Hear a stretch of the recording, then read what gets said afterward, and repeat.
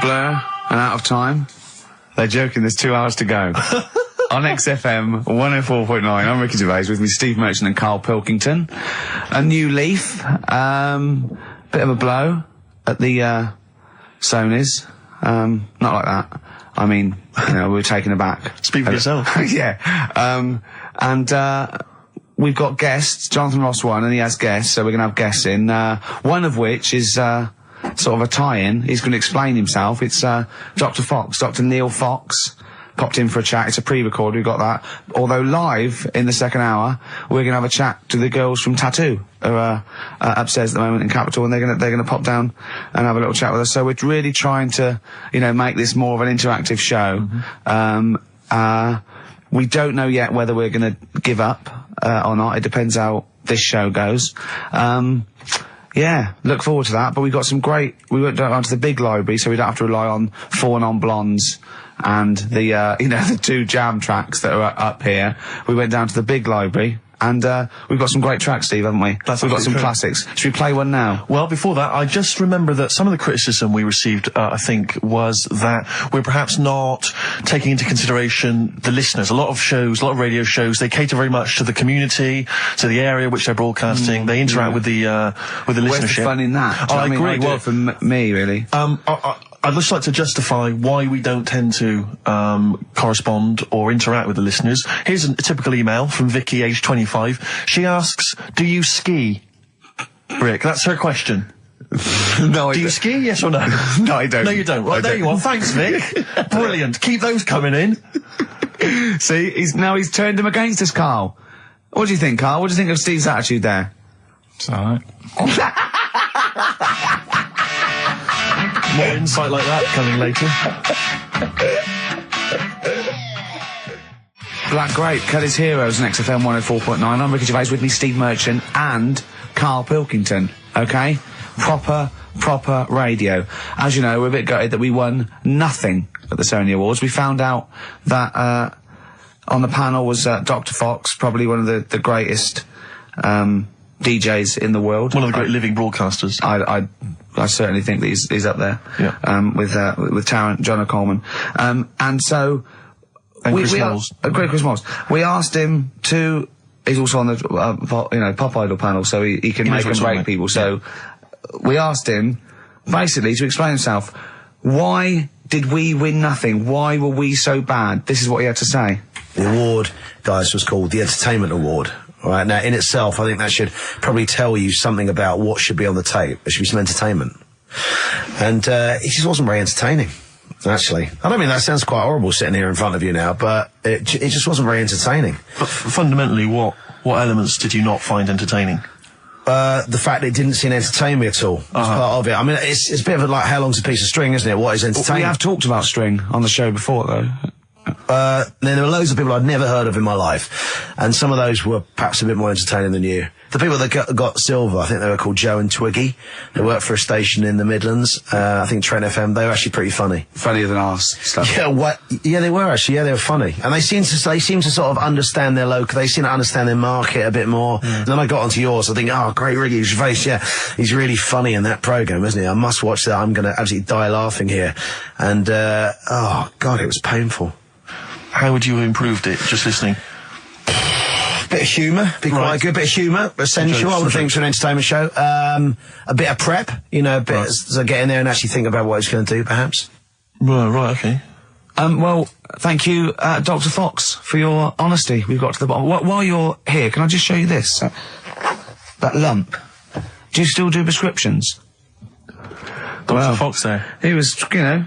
He was honest, he was blunt. He was blunt, I'd like a second opinion. I'm only joking, he's not actually a doctor. In fact, he used to be called Dr. Fox, and now he just calls himself Neil Fox. I think he's been struck off. No, he's Neil Fox MD. Right. He's just... I wondered if there was some malpractice, that something happened. I mean, we Someone was under, and he sort of, he went a little bit crazy. Let's leave it there. Yeah. Because Froggy will not take that lightly. Who? Froggy. What do you mean, Froggy? He's Dr. Frog now, he's changed it. He loved Fox. Right, he hated Fox. But are we going to heed his criticism? Because it was about, there was no preparation, we weren't funny, fair enough. Yeah. There was just really no content. We didn't care about we didn't care about the show. The demographic we were meant to be aiming at. Just sounds like a lot of work, all that. Well, I think what we can do is we can take it all on board and immediately forget it and carry on, because it's easier. What about that? Brilliant. I'll tell you what we could do, though. Play some bloody great tunes. Well, thanks very much. Athlete. You got the style on XFM 104.9. I'm Ricky Gervais, with me Steve Merchant and Karl Pilkington. Innit? Alright? Brilliant. Well, you know, the funny thing was, the day of the Sonys, the radar figures came out. That's the body that tells exactly how many listeners you've got, etc. And, XFM went down a little bit, across the board. Except one show, Steve, that went up 34%. Keep talking. Well, what show do you think that was? I'm trying to think. Would it be Zoe Ball? No. Would it be Christian Connell Breakfast Show? No. It was this little mother of a show. Really? Up 34%? Yeah. Everything else went down. We went up 34%. Yeah. So maybe Dr. Fox should be listening to those figures. Indeed. Yeah, will we get a pay rise? Will we get a 34% pay rise, Karl? Ooh, up to 80 quid a month. No, because for the last, 2 years, there's been nothing there, and you've still been getting the same money, haven't you? That's the way it works. There's been what, there? You're not paid per listener, are you? It's just... You know what I mean? It seems like it. I think they've each given us 5 pence. Exactly. I went along to, I came in for the presenters meetings I've never been to before. A presenters meeting. I didn't know they existed. And I just came in to annoy Karl. It was about 5 to 6. So I was going to get him as he knocked off. We're going to have a Sorry, and the presenters meeting is what? That's where they dish out which amusing news stories they're going to read out, is it? Yeah, or no, what order they're going to play, Athlete, Coldplay, Right. the Vines. And, I went upstairs, all the people there, and, quite interesting, wasn't it? Karl? Yeah. You know why the figures went down a little bit? Come on. The war. Is that what they said? The war, yeah. At one point, I said to Karl, just how many listeners died in this war then? Because I thought he was saying that they were at the front. Yeah. Or XFM listeners went, well, I'm going. Yeah. I'm going to Iraq. Well, the reason our listenership Tell Zoe to tape it for me. The reason our listenership went up is that just tells you who's listening to us. Cowards, yellow bellies, children, women, People with fallen arches. terrorists. Oh dear. Yeah, it was quite a good meeting. Now I told some... So what exactly, is there anything I missed out on? Is it important No, they information? just, it went down a little bit, except our show, which went up 34%. Up 34%, but no awards remember for that. And then you went out afterwards, didn't you? Yeah, we went to a bar, so a couple of drinks and that. Yeah. And then a few of them went onto Stringfellas. No, they didn't. Well, some of them did. Zoe Who? did. Zoe and a few of the office people and that. I went home. Stringfellas. Yeah.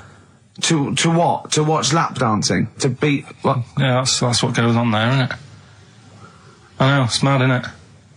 I've never been to Stringfellows, I don't know what happens. But no.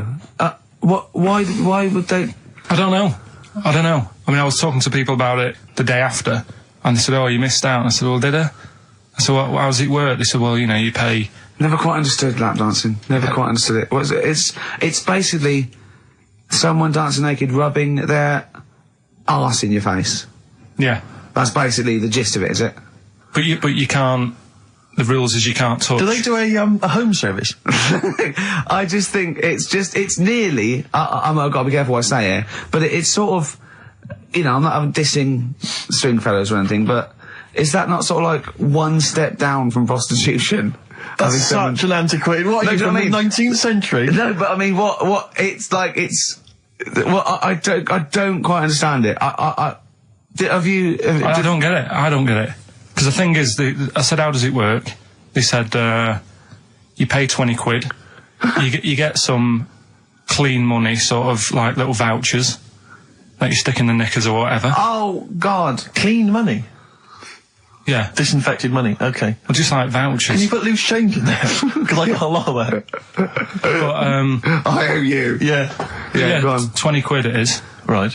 And, I just don't get it, because, I mean, I'm not tight with money or anything, but no. You pay your 20 quid, they dance in front of you, but you're not allowed to touch, which to me is like going to a restaurant, ordering a nice big warm dinner, how they put it in front of you, and it's like, well, you can't eat it, and you're saying, but it's going cold. I love the idea of some bloke sitting in Stringfellows, businessman, right, pays £20, there's an arse waving in his face, and he's going... Can I not just... They go, don't. So he goes, it's going cold! It's going cold! Oh, that is brilliant. It's going cold. That is, I mean, see, Karl in the week was saying that he doesn't like sayings and phrases and metaphor and analogy, and I was going, you know, and he thinks it's sort of like, you know, one step away from poetry. But he comes out with the most evocative phrases. That is a straightforward analogy. Lap dancing is like being given a meal that you can't eat. See, that's great. That's how you saw it, and that's so much better than saying it's mad, you can't touch, or it's a waste, or you see what I mean? We were trying to inflame his enthusiasm in the week, and I said about different phrases, and he goes, well, why not just say the actual words? I was going, well, it's more poetic, and I told him the Isaac Newton one. If I have seen further than any other man, it's because I've stood on the shoulders of giants. And I said, well, that's because, you know, he's saying, you know, I'm getting lauded for being this great scientist and all these discoveries and being a genius, but I'm saying, you know, if it wasn't for those scholars before me that had come up with what they come up with, you know, I wouldn't have got this far. Karl went, what did you say? I just said, well, I prefer him to give me a name check. Do you know what I mean, though? If he stood there and he's saying how good everything is, don't just class me, don't sort of put me in with a load of other people. Give me a mention. If you were one of the other scholars? Yeah. Yeah, I think there were probably people that died sort of years before him. I think he's saying more that he's thanking the body of work these scientists and these great men had handed down, you know, through either books, material, teachings. He's not giving a big shout out to the collective science posse. Yeah, yeah. You know, thank you. Actually, I copied Nigel's. It's not saying that. I was like earwigging. I heard what Nigel said about it, about the third law. Do you know what I mean? Yeah. I mean, I look into sayings and stuff a lot more and see if they work. Well, one that happened a couple of weeks ago, right? You were talking about the you can't have your cake and eat it. Is that what you said? Well, I never understood that, because I thought, well, what's the point of having your cake and not eating it, rather like your lap dancing analogy? But it actually means you can't have eaten your cake and still have it there. Yes, obviously. Exactly. Well, the time that I saw that saying work, right? I was in Asda with Suzanne. Yeah. And you know those big binders you get with nice cakes in them? Yeah. For birthdays and that, you can get one with like David Beckham on the front of it. Yeah. You can have one with, you know, Thomas the Tank Engine if you want. Ricky Gervais. Yeah. You can have one of them. And I saw one of those comedy ones where it is like a big pair of breasts. Yeah. And that is when, you know, you can have your cake and eat tit. Play records. No, but you see what I'm saying? Play record. I want to talk to you about it. About puns. Just XTC and senses working overtime. In the present climate, they should be happy with the work. On XFM 104.9, I'm Ricky Gervais, with me Steve Merchant and Karl Pilkington. Karl, you're poised there. I know what you're dying for. I know what you're dying to do now. You're dying to play some adverts, aren't you? XFM. Placebo. This picture, with the androgynous vocal talents at the helm there of Brian Moloko on XFM 104.9. Informed broadcasting. Excellent. Did you see, I don't know if Karl saw it, I know you watched it, Rick, it was extraordinary. It was a Sky One TV show the other night. It was something like reality TV. Oh, I don't know what it was called. Yeah. Excellent. And it was about basically what the fortunes of various... I cannot get enough of it. The fortunes of various reality TV stars since they've come out of the show. Christine Hamilton coming out of the jungle. And obviously, once again, always a pleasure to find out what Fats Waller is up to, Rick Waller. I mean, he's in a band now. He's got his own band. He was playing in some club in Rochester. There was about...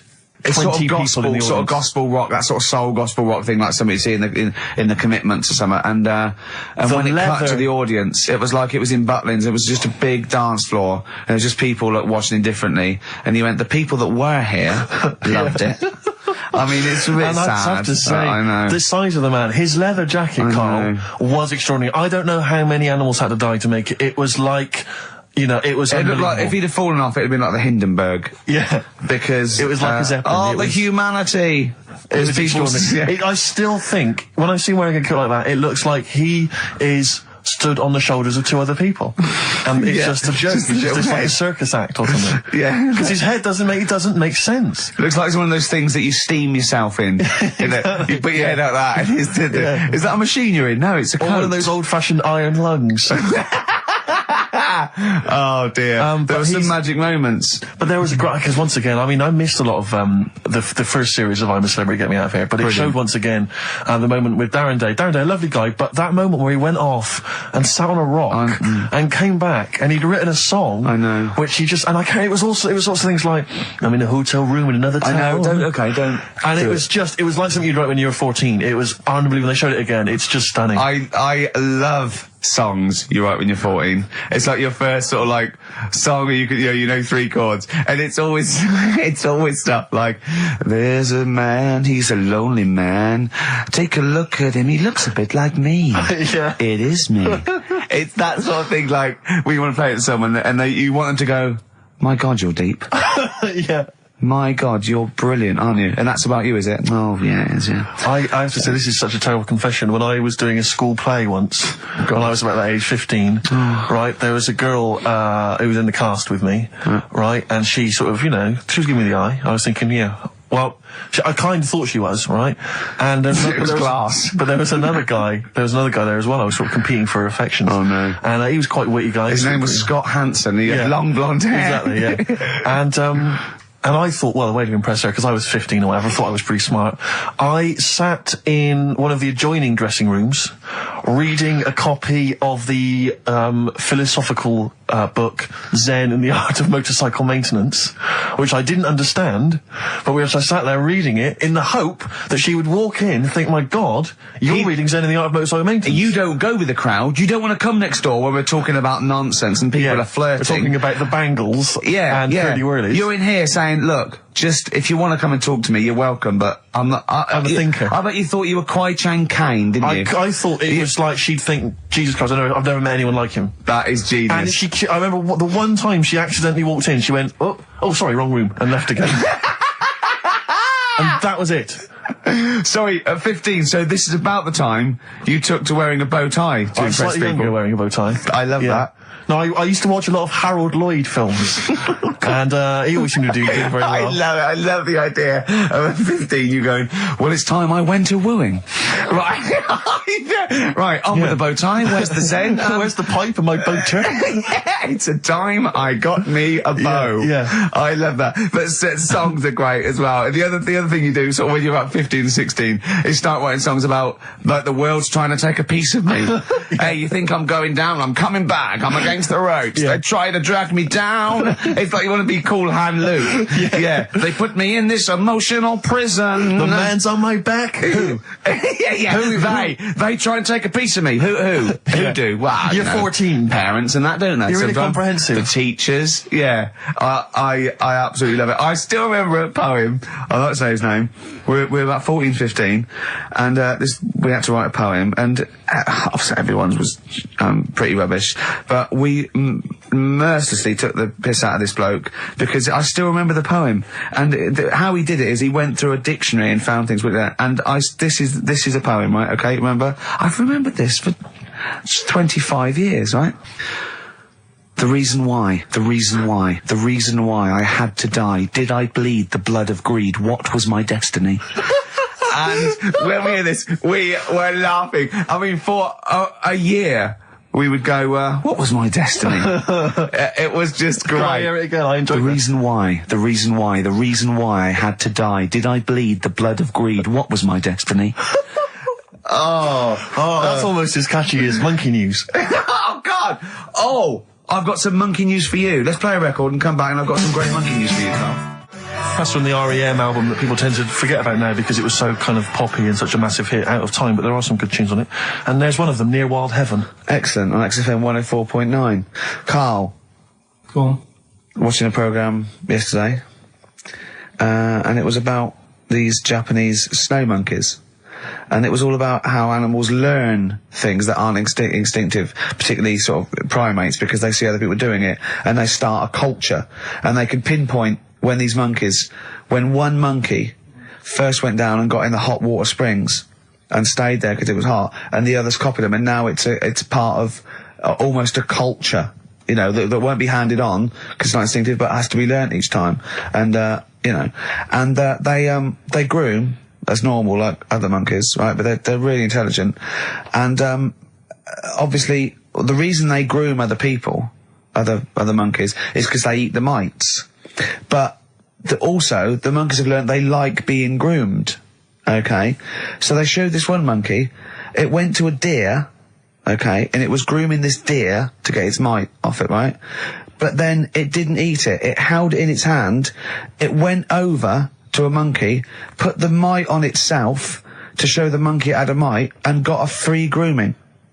That's extraordinary. That's extraordinary. That is because it gave up the food, knowing that if you put one there, this monkey would look for mites on it, and it would get a free grooming, and it was like having a little massage.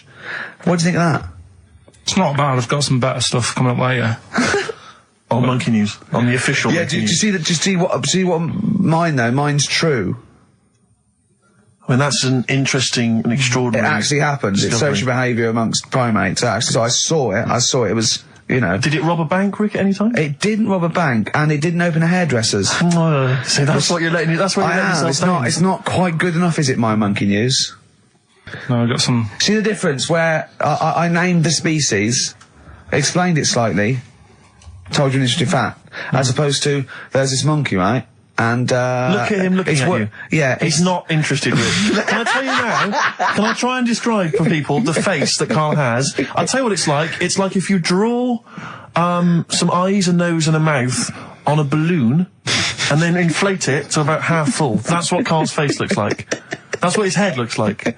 It looks like a face you've drawn on a balloon. Very small, the rest of the head huge. It's just that today I'm a bit tired, right? That's one thing. Why are you a bit tired? I just haven't been sleeping, right? Why not? I don't know. I've got a lot going on in the head. Oh, this would be like The Simpsons. If we could actually look in there would be two monkeys grooming now. Plus, you've been talking about like stuff that I can't relate to and that. So I'm What, writing poetry? Like what? Reading books? you know, doing poetry and stuff. I never did any of that. What did you do? Well, at school they didn't bother. They tried to get us to write more, right? Right. By Giving you a pen? well, they used to give us these school diaries, Yeah. little red book, and it was a way that they kept an eye on what you were doing out of school hours. Right. So some kids would write down, you know, Stole a bike. yeah, Burnt the house down? Yeah. But when I was at school, around that sort of 12 age, I didn't get up to much. You have no money, there's no what you can do. So every night it was the same thing. I'd get home, and I'd have to go to the shop, right, and get some potatoes and some bread every night, right. And I kept taking this into school. Sorry, what was it? Dublin in the 17th century? Yeah. What do you mean every day you went to the shops and got potatoes and bread? That's kind of what I had to get all the time. That's what we had. Why? What did you have? Chip sandwiches? Yeah. Right, so you went to the... you went there. So I kept With your hoop putting and that. stick. yeah. I kept putting that in the diary, you know, every night saying, went to Euphase. That was the name of the shop. Yeah. What is it called? Euphase. What is it, you or you? Like H-U-G-H. phase. H-U-G-H, yeah. Oh, that was his name? Euphase, right? Right. Used Yeah. to go there, get the potatoes and Bread. and that. I love the fact someone who's named a shop after themselves. I'm not going to say what we sell. It's named after me or nothing, or I'm not opening. Mainly potatoes and bread. White sliced loaves, King Edward's. And the teacher used to always say, just write something different in there, make something up. Because like, you know, Monday, Tuesday, all the way through to Friday, every night, it was just, went to Euphase. Went to you. So you sort of... You came Are you to... sure it wasn't an advert? Sure he wasn't paying you to say, get my name in the book? Yeah. The only time that it changed, and she said, oh, that's made it a bit more interesting, was when it was my birthday and I had to buy a cake. Potatoes and a cake. And she said, oh, that's good. Yeah. That was my 13th birthday. My mum said, I got home from school, she said, oh, you're 13 today. Teenager, big turnover. Go and get a cake.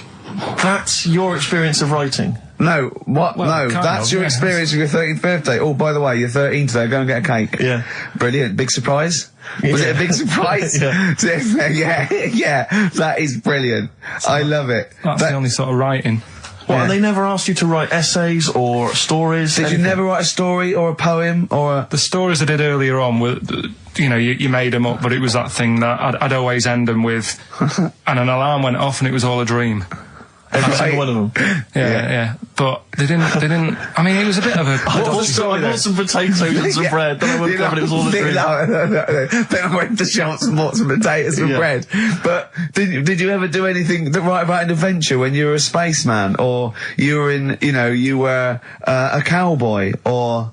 No? All the teachers, had scams going on, so, in English, right, you'd go in there, and the teacher would say, right, what we're doing today is, got a load of brochures from Thomson, but they say, 1983 on the front, so I've got a load of stickers here that say 1984, let's see how many you can do in half an hour. You are joking. Did you go to school with Oliver Twist? Sorry, you are joking. I'm not, that's what they did. So the teacher must have been getting, a freebie or something for helping them out. Honestly, yeah, that's what it was. That is fantastic.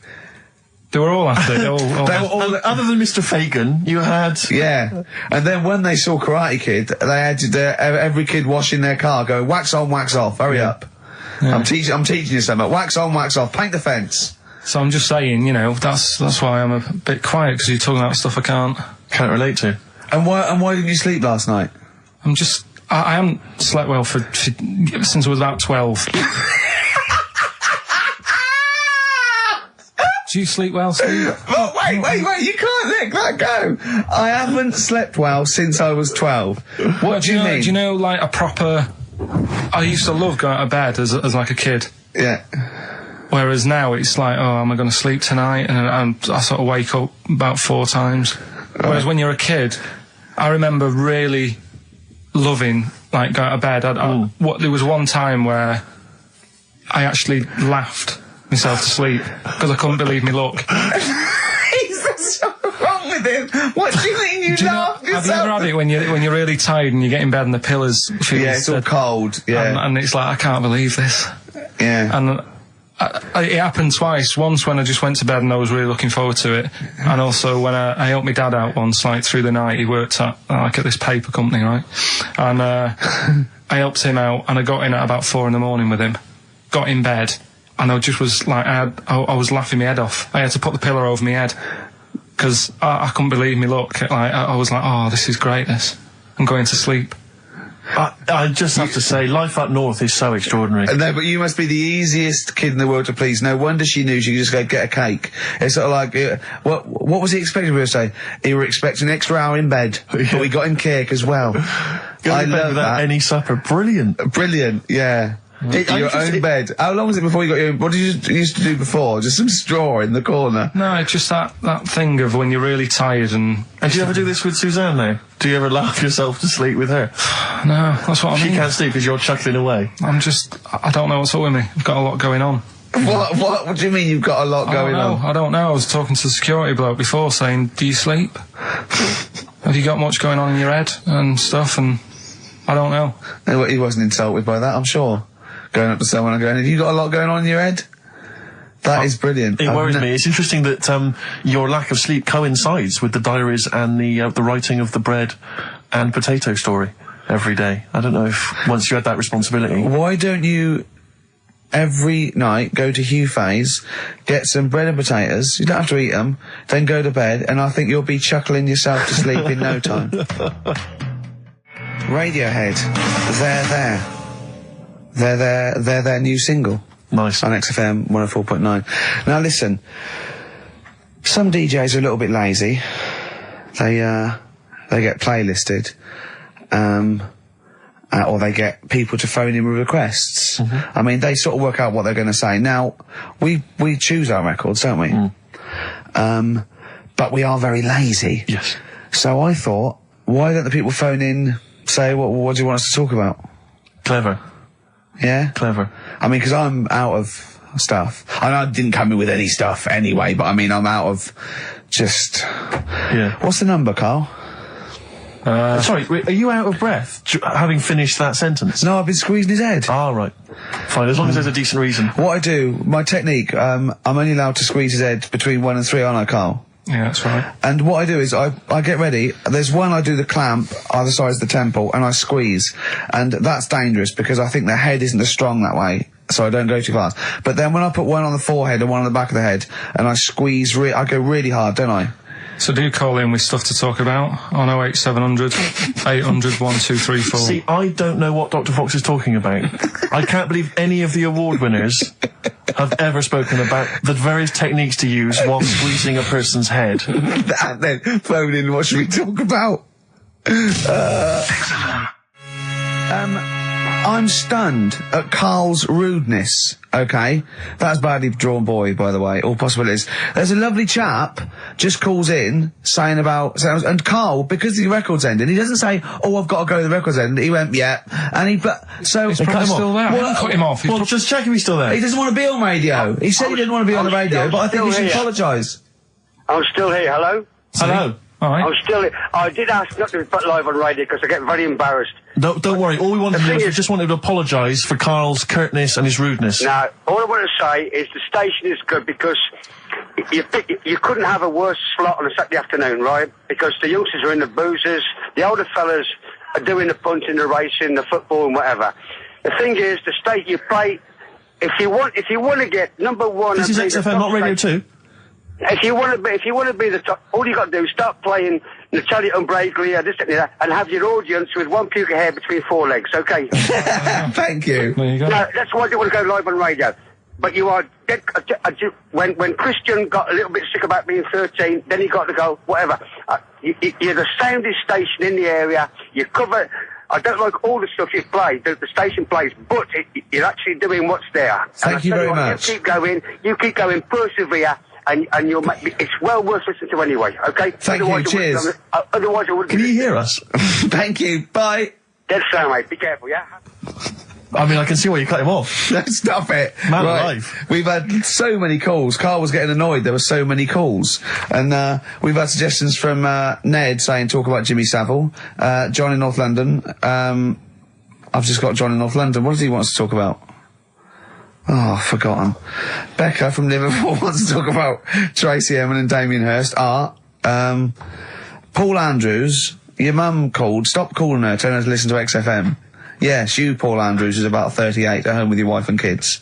Your mum just called in. I think someone wanted amazing monkey facts. I can't even do this right, can I? To be honest with you, last week we were slagging off Karl as being the weak link in this show. I think it's clear what the weak link is.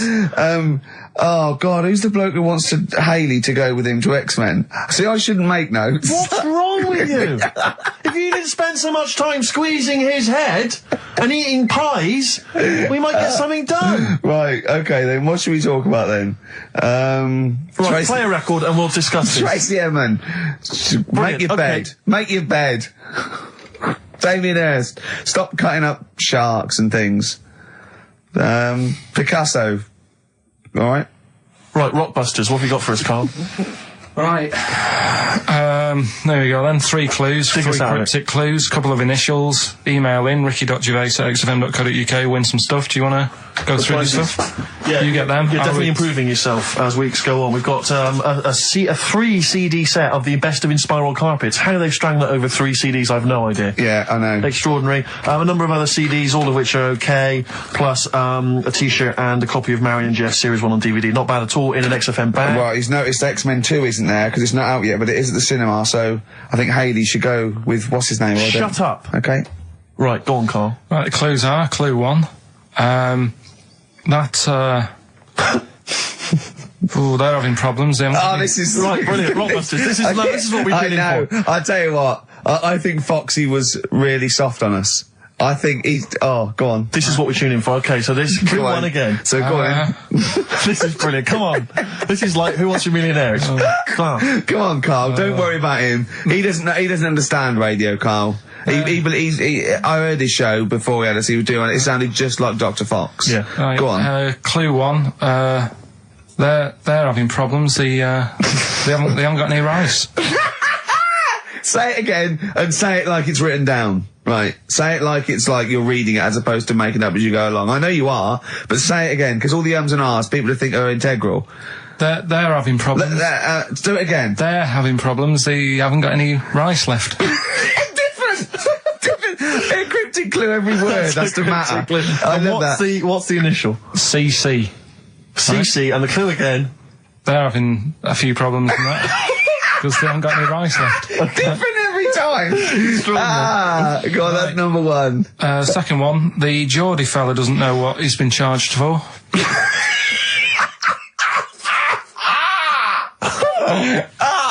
Okay, and what's the initials there? DW. The Geordie fella doesn't know what he's being charged for. Right. And the final one, if he had 2 bricks and he had to throw them at 2 women, right? Stop! Right, you've got to go through this without going, right? Oh, yeah, just do it again. Just say it again. Think what you're going to say, then say it. I had 2 bricks. Oh, no, it was if I had before. Well, I've got to put... Stop it a minute! Stop! Because I'm going to burst. Right, Carl, work out what you're going to say and say it. Right. Okay, just calm down. Can we just everyone calm down? Okay, right. I had 2 bricks to throw at 2 women, and I didn't hit either of them. Right, okay. The initials MM. Right, so Okay. quickly again. They haven't got any I've rice. got that! I've got that, and it's brilliant! That is a brilliant one! Okay. Right? They've run out of rice, they've got problems on their hands. CC. Right? The second one, Geordie fella doesn't know what he's being charged for. Right? DW. And I had 2 bricks to throw at 2 women. Didn't hit any of them. Right? That's MM. Email in, ricky.gervais@xfm.co.uk. Brilliant, play a record. Win some stuff. It's email only, ricky.gervais@xfm.co.uk. Evan Dando and the Lemonheads, that's a track called Rudy with a Flashlight. Of course, Evan's got a new album out, but working for an alternative radio station, Rick, it would be ludicrous to think there was a copy of that lying around. Oh, do you know what I mean? But email only the Rockbusters, that's what this is all about. Rockbusters. Coming up soon, Monkey News. Indeed. Plus, of course, I have very special guests this afternoon, Tattoo. Oh yeah, be in a minute, won't it? Look forward to them. Adverts? Yeah. White Stripes, 7 Nation Army. On XFM 104.9. Karl, are you thinking of starting a family? Only if, like, an accident happens or something. Yeah. Were you there, Rick, when we were chatting about this the other day? Oh, yeah, no. What did you say, Well, Karl? we were talking about his career and because he's on MTV and I was going, oh, you got to do this now. He's going, look, if it happens, it happens. I've said to Sarah, if it happens, it happens. She goes, well, what are your plans? I was staying with Gervais. She said, are we going to have kids tonight? I go, look, if it happens, it happens. I go, well, how will it happen? He goes, if a condom splits. Amazing. I love the idea that that's the way you plan for a child. Imagine telling them that. Where was I conceived? Can't remember. The condom split. Yeah. You're an accident. I love that. The romantic nature of that is Well, I was just told I was an accident, but, you know, it doesn't Well, matter, fair does enough. it? Yeah, it doesn't matter. That makes a lot of sense. Yeah, but it doesn't But matter. do many people sit down and say, right, do you think we should? Yes. Well, they lay down. Yeah. I'm busy. You can't sit down, you haven't got time for that discussion. No, it doesn't mean the conception. I think it means bringing up a child till it's 18. But the thing is as well, it's one of them, innit? It's like, if you think about having one, you go, well, the sort of negatives, you know, outweigh the positives, Yeah. I think. Right? Go on. But if you have one, you go, oh, it's not that bad, is it? So what are the positives and what are the negatives? Like I say, the negatives outweigh it. I can't think of that many positives. They get in the way, don't they? Cost you a lot. Cost a lot of money. Same with marriage. Like Suzanne's saying, we'll get married, so what for? Well, marriage doesn't cost anything. Well, it does. Well, no, if you go to the registry office and then buy a house. But then what's the point? Well, tax breaks, you know, presents. I don't think you get them anymore. Do you? I looked into that.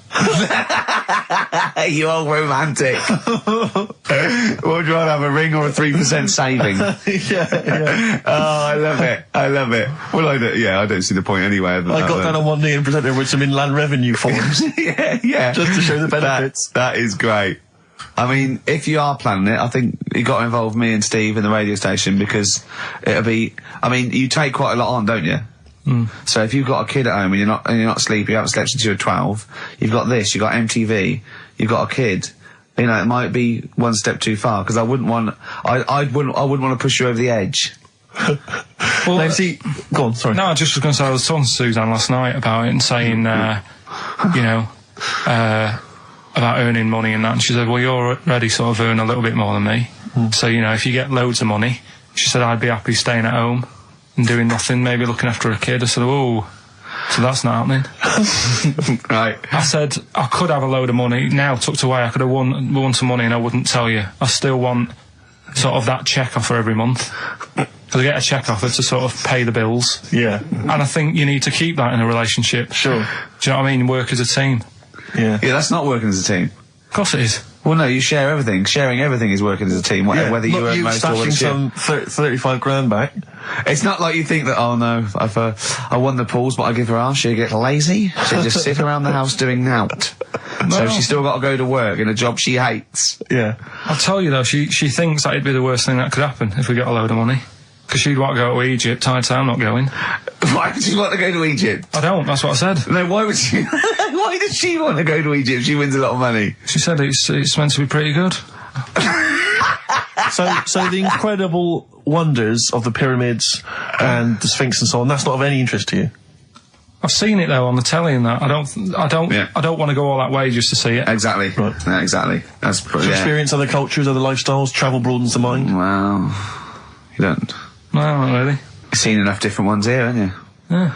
There's parts of Wiven. Oh, you haven't seen yet. Yeah. Okay. Well, you don't want to make enough money. You don't want to make a lot of money because you're worried that Suzanne might want to go to Egypt. And then No. And that's going to tear you apart. I don't want to tell her that I'm making a lot of money. I can still tuck it away. Right. And what will you do with it? When are you going to spend it? When you turn up in a big converted limo, goes da da da da da da da da da da da da. Come on, we're going to a bingo. Where'd you get the car from? Never thee mind. Right? Won't you be suspicious? When you've got a pet chimp. You know what I mean? What are you? I mean, yeah. What would you spend it on? Is there nothing that you want for? No, I've never. No, there's now at the moment. Honestly, it's I'm quite happy. Do you know what I mean? I don't ask for much. But you're not happy. You're always whinging and moaning. Always whinging. Clearly, there's something wrong. What if someone gave you? Okay, right. Let's be serious. We're not talking about billions, right? But if someone gave you a cash injection, just a one-off cash payment of £250,000, okay, what would you do with it? I mean, that's too easy, because that should obviously be a house. That should be the best house you can find in London. I'd probably want to go and see a tornado. Right. That's on your list. Okay. In many ways he's so sweet, but I want to shake him. Can I just point out to you, Karl, I don't know if you know this, but if you get caught in a tornado, you do not whisk off into the magical land of Oz. And land somewhere nice. Yeah, and crush a witch. Still in your rocking chair. Yeah, it doesn't happen. It's quite dangerous. But you'd go and see a tornado, number one, fair enough. Number two? What brochure is that in? That one? It's Texas, isn't it? Okay. Oh. Number two? Texas. So he's got tornado number one. What brochure is that in? Number it's two. Texas, isn't it? It's Kansas, I think, mainly. Well, I noticed someone's emailed here a link for, can you believe you luck, Karl? Monkeys for sale. Now, I don't endorse this in any way, but here you are. Here's a monkey for sale here. Oh, that's terrible. $2,500. It says male, very smart little guy, loves to play and gives kisses, wears diapers and clothes, has been around lots of people and loves them, healthy and loves to eat. Sounds like Ricky. How much is that? Well, it wasn't Karl, because it says loves to be around people. Yeah.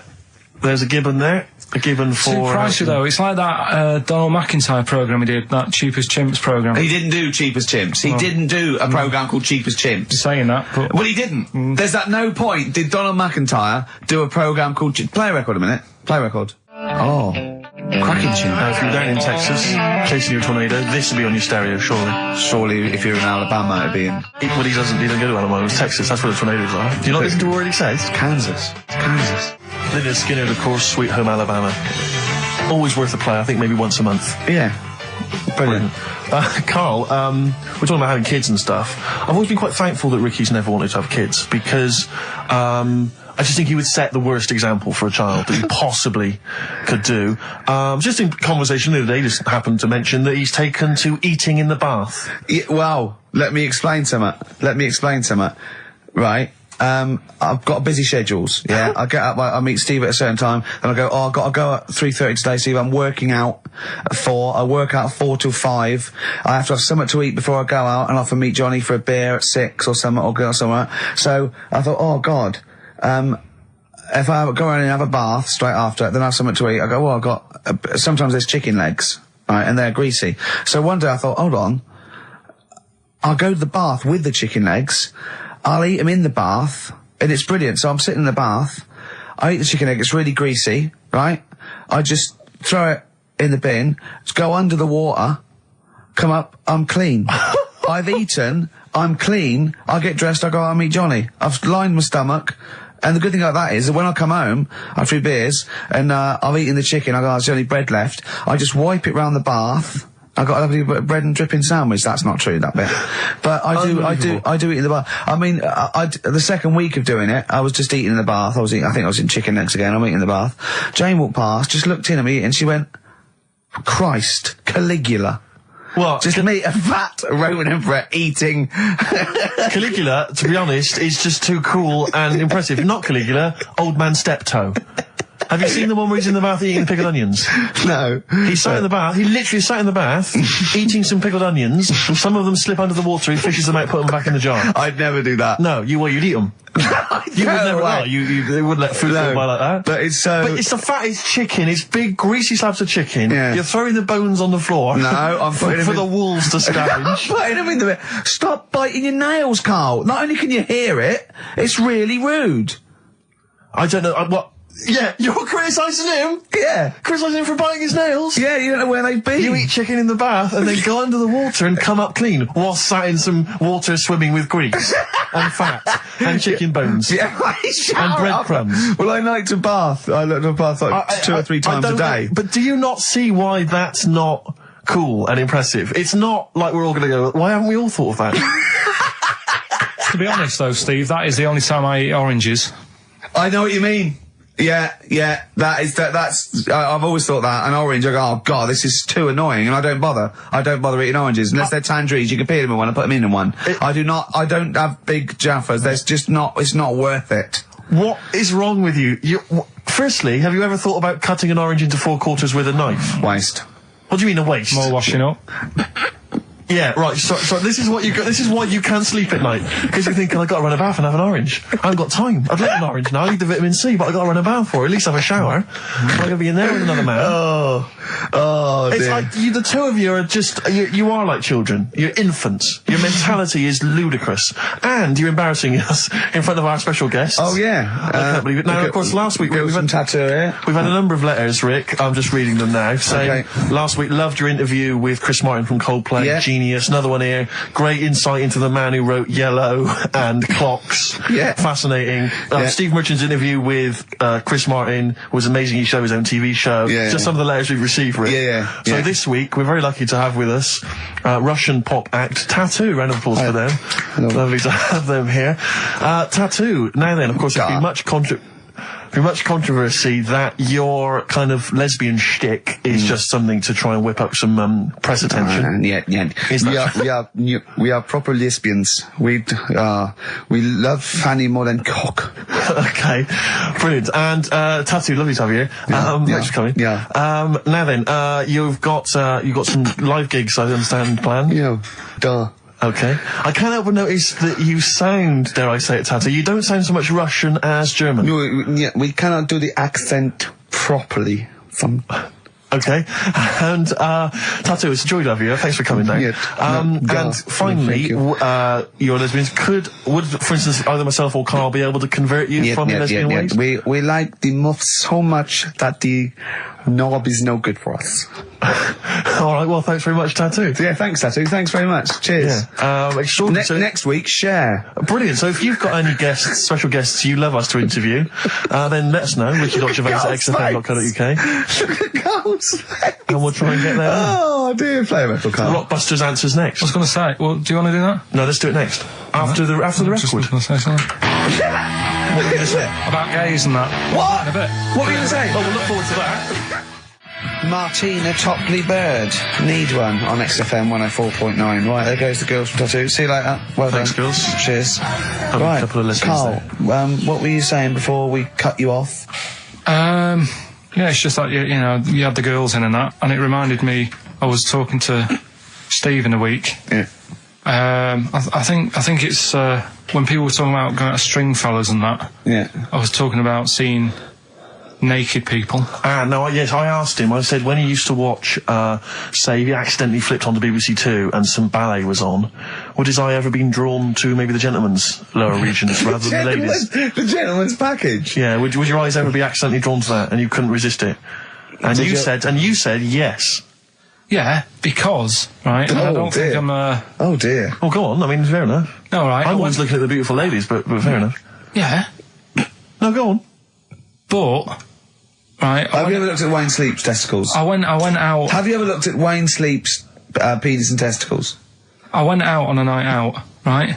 And it was it got to some point in the night where 2 women and 2 fellas got on the stage. Right. Right? Started stripping off. Yes. Yeah. Just what, members of the audience? No, I think they were, like, part of the act. Right? Right. And, what was this, panto? the fellas had, like, their undies on, and the girls just had their knickers on. Yeah. Right? And, sounds pretty erotic at the moment. Go on. And at the same time, they all whipped their pants off. Yes. Right? Yeah. It was Bucks Fizz, wasn't it? The adult show. Now, I said to Steve, at that point... Sorry, I wasn't there. He said it's to be later. yeah. I said, well, you have a quick glance at the fellas. And then the annoying thing was, I thought, right, now I'll have a look at the women, and it was too late. They put the knickers on. How long were you looking at the fellas? Not that long, but why were you looking at them first? That's human nature, innit? Why? I don't know, but I'm sure you would have done the same thing. You just sort of think, well, how are they shaping up? So it's a comparative test. So who had the biggest knob? Which one of the blokes had the biggest knob? No, it's like, normal. But this is a whole new side of you. This is a whole other area. So you look at ballet dancers, you look at the gentleman's. No, I don't. package. I just was, when he said this, it reminded me of this night when I was walking home thinking, didn't get a look. Because I was messing Where up. was this? What event was this where people are stripping off? Carl, I tell you what, you are the most interesting man I've ever met. But are you comfortable being nude and that? We've done this. Well, I don't know what this is. We did this last week about, are you comfortable being nude? No, I know, I was talking you're about probably that. most comfortable being nude. It's just probably not in public. Well, Ricky's only really comfortable nude when he's eating. Yeah, there's nothing to get, Yeah, you can just wipe yourself down. Yeah, you just sit in the bath, yeah. No, but I talked about that, and then when I went home, I was talking to Suzanne about it, and she said, "What's all that about? You don't like being nude, right?" And I said, "Well, it's not." It's like I'm part of an Alan Bennett play. It's just, I love the way you talk. Remember once, right? I don't know if I should talk about this really, but Well, that means you should. So go on. Go on.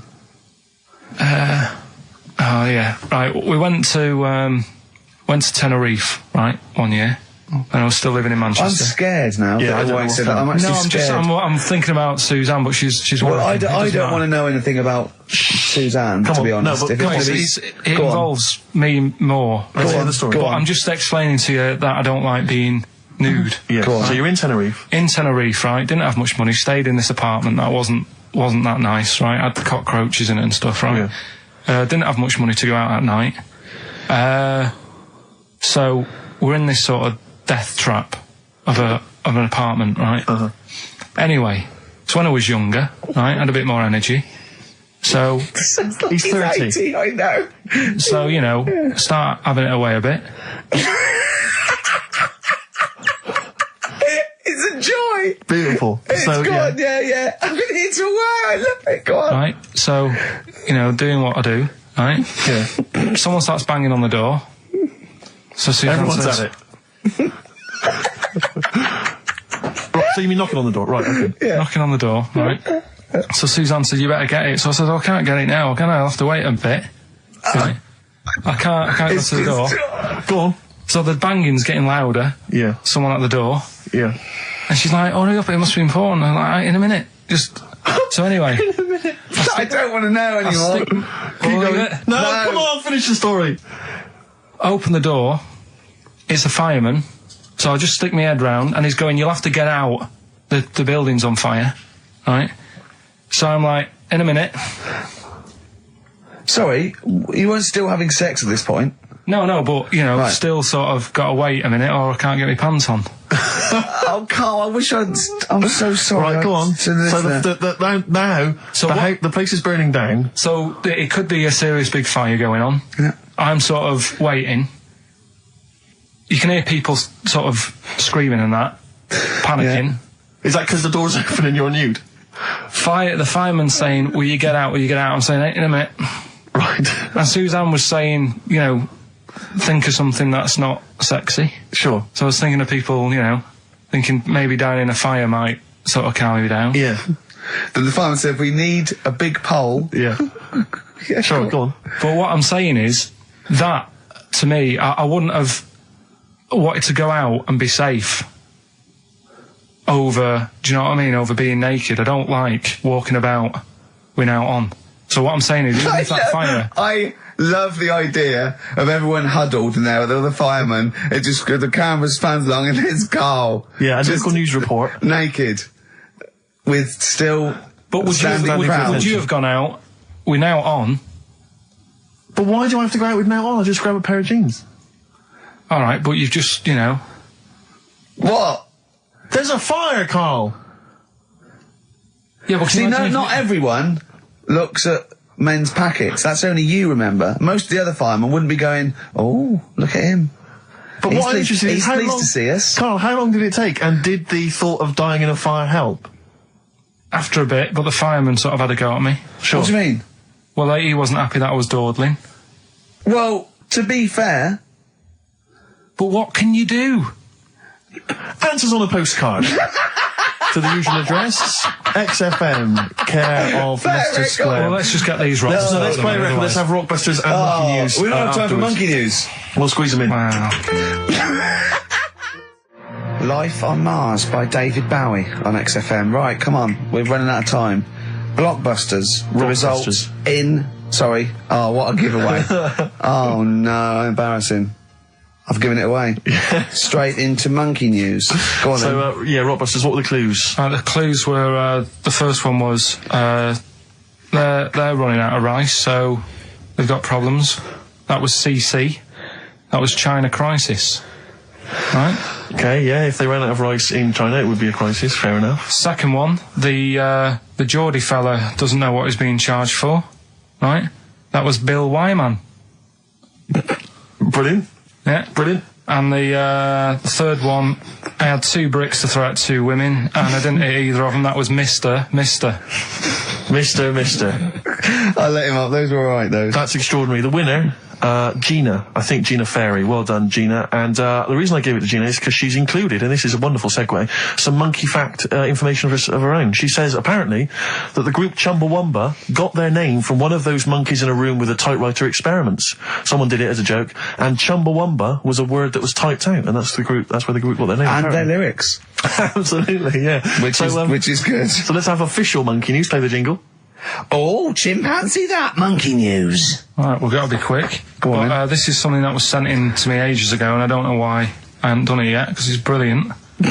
We were talking about monkeys typing, the Shakespeare theory and all that.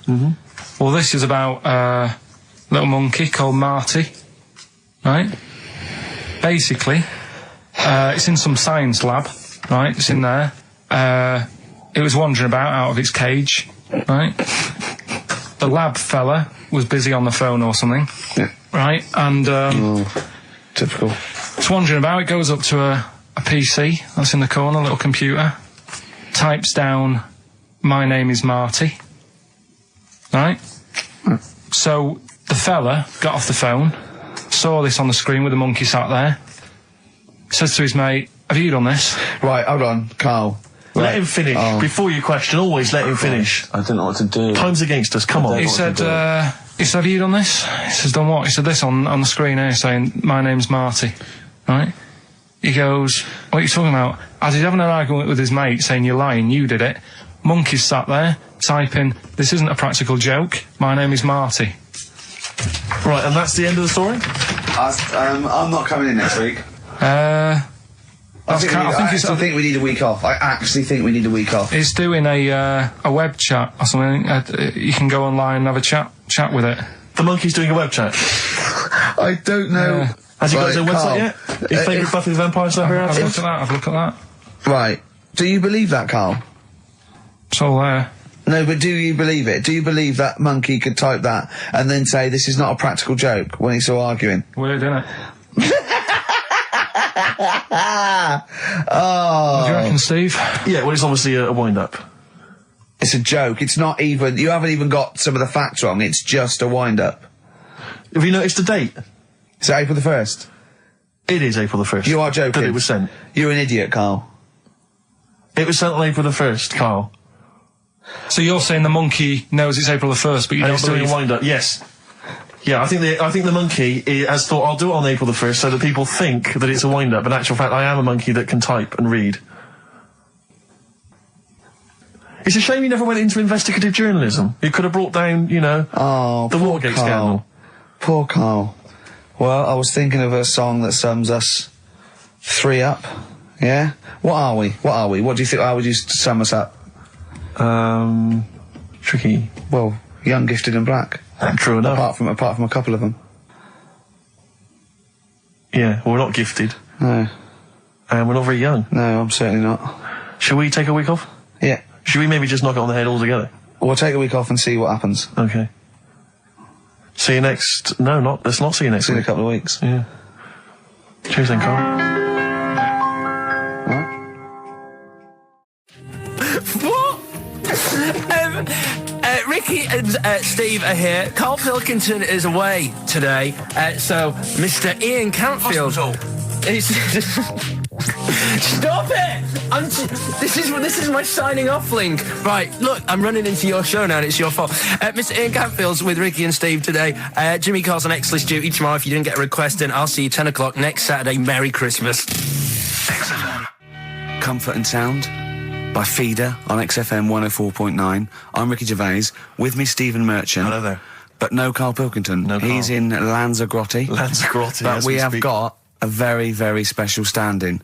It's Camfield. Say hello. I'm so excited to be here. It's Yeah. been, you know, the things I've learned in the last 10 minutes before we've even gone on air. Like, you Yeah. don't have a theme tune. I don't have a theme No. tune, I don't wear headphones. Exactly. Ian wears headphones with a preamp. He's got 3 midgets just brought in his back line. Yeah. Right? They're called Dog, Mongo and Blitzkrieg. Look, Blitzkrieg is up there, like, eating a banana. Yeah. He is the king of rock, the new king of rock. Well, the prince, he's the prince of rock. Obviously, Vance is the king of rock. But we'll be doing that, we're working out who. Over this, and by the way, Camfield, I don't want the Ian Camfield that does XFM and going, and there's fast approaching 1:23, here's Ash. I want the Camfield that goes, I snorted ants with Lemmy. Okay? So, we want the real Camfield. All right. I bought in Metal Christmas. Is that all right? Yeah. That's my only request from this show, that we do play Paul Di'Anno's version of Santa Claus is Coming to Town. The rest of That'll it's be over up to you. Yeah, we're going to play some Christmas tunes. We're going to play some, our favourite hits of the year. But mainly, this is the rock programme. This is the rock programme. What worries me, Rick, is there's a lot of people who listen to our show and they're not regular XFM listeners. They just kind of crawl They're out not of their regular morphine people. stupid on a Saturday afternoon, put the show on. So Yeah. they might not be familiar with Well, Ian's Ian work. Camfield is a young man. He's been in... He's about 14. He's been in radio... It's weird, he's 14, but he's been in radio for 15 and a half years. Yeah, extraordinary. He was weaned on the milk of a Vance. Yeah. Right? And he's going to be the new rock god, aren't you? Well, I'm trying. Yeah. No DJ Camfield. Just go, yeah. Right? And over the 2 hours, I want to work out the 4 pillars of rock, right? I want 4 names, 4 pillars of rock, right? Huge rock pillars. And then I want the king who stands astride them like the archangel of metal. So we'll be asking Ian, every few minutes we'll be asking, right, who's your first pillar of rock? And then, keeping the one that stands astride them. Okay? And how many do we need? Well, we need 5 names then, don't we? The 4 pillars of rock and who stands astride them. Right, Okay. Like the Overlord with these Axe Attack albums. Yeah. Yeah. This is Oasis. Christmas. Oasis doing their version of Merry Christmas, everyone.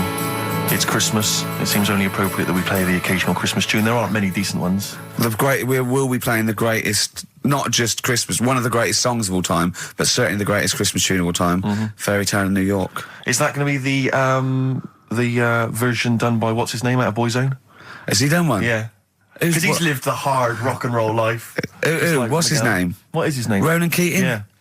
He wasn't bad on Room 101, actually. I think he's lightened up a little bit. Good luck to him. Yeah. Yeah, No, as well. Yeah. A lot of people ask me, Canfield, I'm sure you can you've probably got experiences of your own that you might want to talk about, but people ask me what Ricky's like in real life. And I don't want to get grotesque. It's Christmas, people are listening, people are eating sandwiches, but he has a flatulence problem. I don't know if you're aware of this. It is... It's not a problem. Right. Well, it is for us. It is for us. Yeah.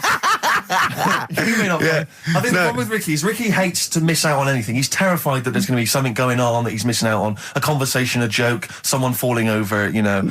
And so he daren't spend any time in the lavatory because it's too any period of time he spends in there, he could be missing out on some fun. So he kind of tries to get his lavatory, you know, occupying time down to a minimum, an absolute minimum. Plenty of pissing. There's loads of that, but none of the other activity. Really, I mean, you keep that. Really, it's like you're in, you're out, and sometimes I don't think you've done the full job, Rick. Yeah. And today, I tell you this, my eyes were bleeding. It's intense. It's just a word of warning because the kitchen at XFM is out of bounds now. No one's going in there until the new year. A to J in the library. A to J in the record library. I'll tell you this, I don't know if like Tony Blackburn's in the building. His wig will fall off. But seriously, not that he wears a wig. He doesn't wear a wig. But if he's going down there, maybe he wants to play some Beach Boys. I mean, seriously, forget I'm a celebrity, get me out of here. Forget you might have survived in the jungle, Tony. But you get down there, mate. Tony, would you rather eat a plate of maggots or go and get Beach Boys? Exactly. Saying A to J. Oh, hot pickers. Exactly. Jesus Christ. It is absolutely extraordinary down there. Oh, so I'll just be warned. But it's Christmas. Yeah. It's Why Christmas. would Blackburn be listening to this? I don't know. He's probably doing a bit of Christmas shopping. Sure. And he's out and about with probably got his little, personal stereo on. Yeah. And he goes, I'll listen to the boys at XFM. Exactly. And Canfield, what do you think of it so far? Yeah. Yeah? Yeah. It's not Vance, is it? Okay, who is secured as one of the pillars of rock? Lemmy.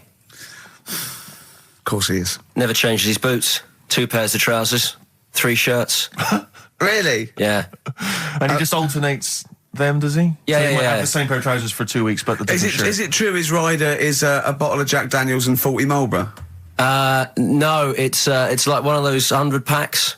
No. Yeah. One of the 100 packs of Marlboro, and he like keeps them stuck in his boots, which don't change. Actually, I think I'm right in saying like that one of the like 2 left boots as well, because one of them did break. and he had 2 pairs, but he's now only got 1. But he's got the Well, Lemmy, that is Lemmy then. Lemmy is one of the pillars of rock. What would Phil Lynott get anywhere near this? Yeah, he would have done. Let's play some Lizzie then. Don't believe a word. Thin Lizzie on XFM 104.9. I'm Ricky Gervais, with me Stephen Merchant, and over there Campbells. Is that your impression of me? Yeah.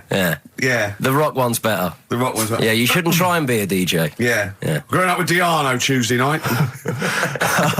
Ian, what? I know you're keen to know this, Rick. What are your thoughts on XFM? Get there. Let's get behind the facade of Canfield. What do you think about this? Because we used to have, some conversations. You've been with XFM since the beginning, haven't you? I've been here forever. Yeah, it's all right, isn't it? I mean, it's not quite magic. Well, No. no, a few things are. Got me eyes on the big 105.4. Obviously, eventually. What magic? Yeah. Now, do you think you want to do like a rock program on something like Virgin or Radio 1 eventually? Nah, I don't think so. No. No. What do you want to do then? What do you want to do? I want to start playing stuff like the Eagles and Steely Dan and Bruce Hornsby in the Range. Truth be known. But you'd have to go quite mainstream. Like in your for that. bedroom? What? But on what sort of platform though? Because the good thing about those is they are really popular. They are. I mean, I think the Eagles' Greatest Hits is the biggest selling album of all time now. It's overtaken Thriller. Yeah. So I mean, that those. What are you saying? Iron Maiden aren't popular?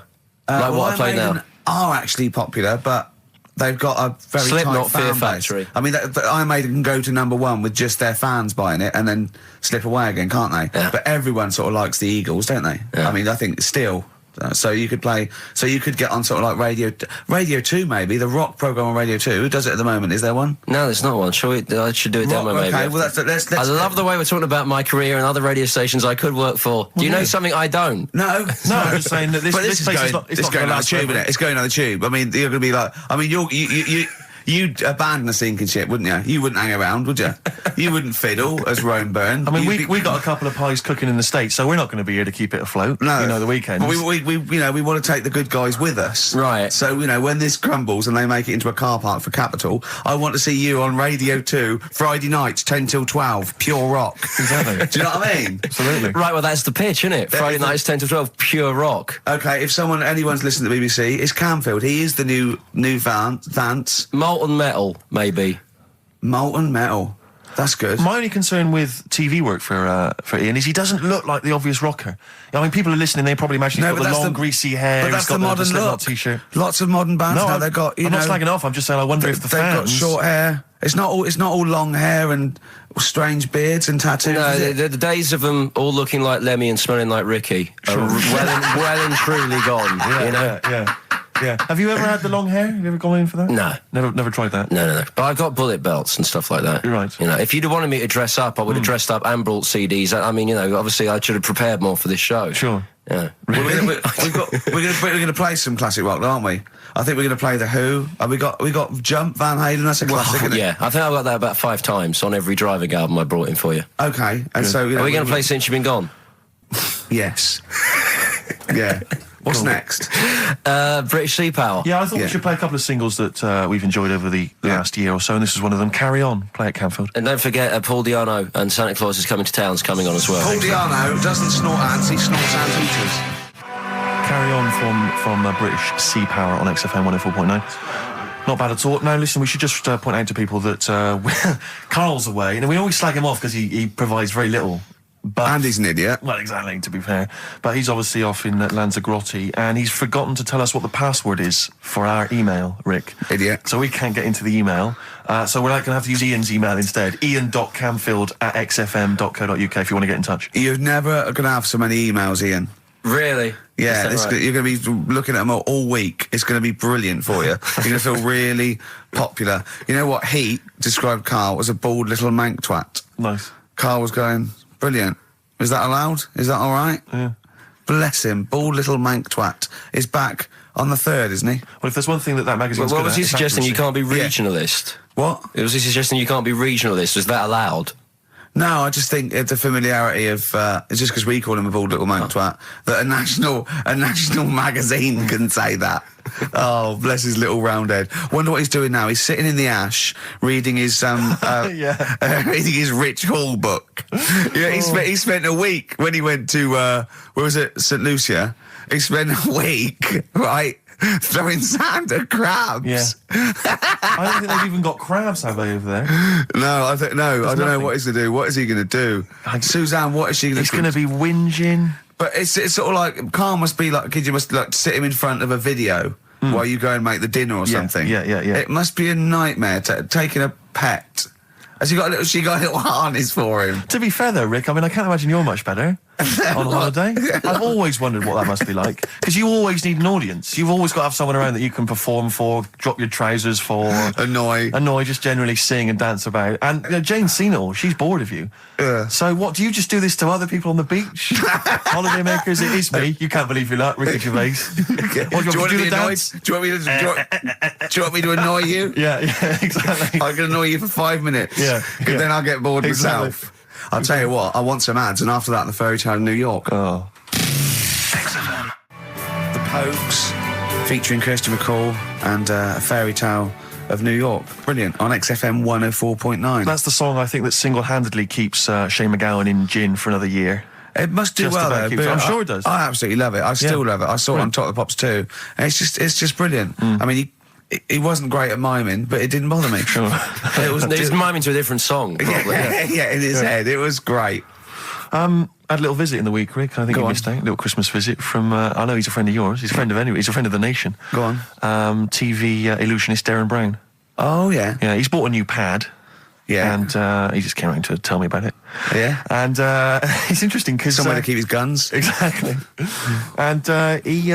I can never know kind of how much, he's just playing with your mind, experimenting. But he was telling me about the place, and You say apparently... he loves you? he's got a B-day in the house. Now, we were discussing B-days because... Never understood that. I've never got my head around it. To this He's day... not meant to. Well, no. But I've never I don't think I've ever met anyone who's used a bidet. Oh, Darren Brown does. He's known as the cleanest arse in Modern Magic. Yeah.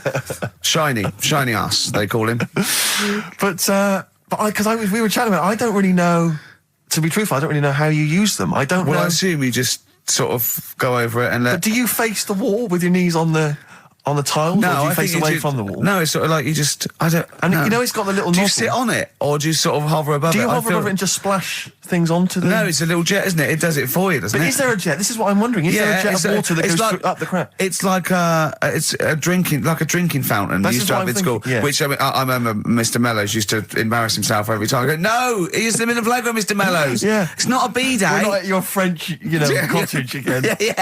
yeah. I don't. Bidet sounds French. I'm assuming it's French. After, they're probably so embarrassed about just sort of like squatting over a hole. Yeah. They go, well, at least we can clean it. Are they? Because I haven't been to France for years. But are they still persevering with the They're public still toilets? going Just with a hole in the They're still ground? got. I mean, I think they have got. Has a single Frenchman travelled anywhere else in the world? Yeah, and goes, seen that now this you can is actually uncomfortable. I know, my trousers go You go down to that. Delhi, and I think there's proper decent porcelain. I know. I can't believe it. I think they have got the flush ones now, mainly Right. for the tourists. Sure, yeah, But yeah, I've never really understood that. But it's not. You don't go in. It's not like because they're literally crapping into an open sewer, aren't they? That's the French approach to the public lavatory. Do they have the bidet next to the hole? no. The toilet is a toilet, isn't it? Right. But it's just like. It's sort of like it's like going in the bottom of a shower with a big hole at the bottom. But I don't And know. do you? I mean, again, not wishing to get graphic, but do you use the bidet instead of the toilet paper? Is it used in conjunction with, or I mean, instead do of? you know what? I've honestly never used a bidet. Because it's not but- really a working class thing, is it? The bidet. No, but well, it sort of came in with sort of like purpose-built houses, didn't it? They sort of like shot up all over the. No pun intended. All over the sort of 70s. You know what I mean? It was like in salmon pink. There was toilet, sink, and bidet. Yeah, we won't be yeah. using the bidet. Exactly. Fill it with ice. Put some beer in that. Yeah. Because Yeah. none of my friends washes their arse. There are people who refuse to touch their, the hole with the hands, and they only use a bidet. So if they're at a party and there's no bidet, Well, Karl doesn't like feeding his bollocks for cancer because he says he doesn't like the texture of them. sure. Well, so he'd probably love a bidet if he didn't But are have to there go. kind of upper class women who just waddle into the dining room in sophisticated trousers around their ankles, going, "Where's the bidet? It's filthy." Where's the bidet? I don't know. We use the paper. The what? I think the fish was off. I'm going berserk up there. Get me a bidet. Yeah, what if you lie on the floor? Or I am climbing into the sink and turning the tap upside down. It's the only way I can do it. Yeah. Bidet. Thoughts on bidets? Have you ever used one? Well, no, you told me all this, but you still haven't got to the bottom of how you use them. No, I I don't know. I don't know how to use it. Do they come? You need to ask Darren Brown. Does it come with like instructions, like a flat pack? I think kit you're or supposed to something know. about- I think you're supposed to.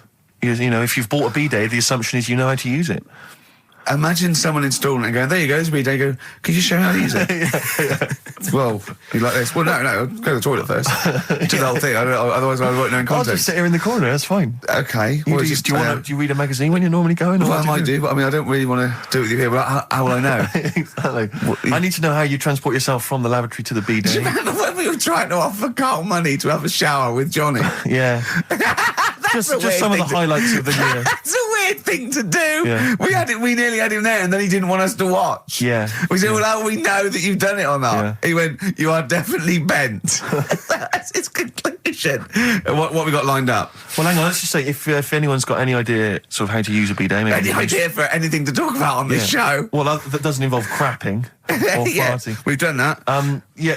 We haven't done little Chinese fellas or the gays yet. That's still to come in the second hour. Ian.Camfield@xfm.co.uk if you've got any thoughts on bidets or just, lavatories generally.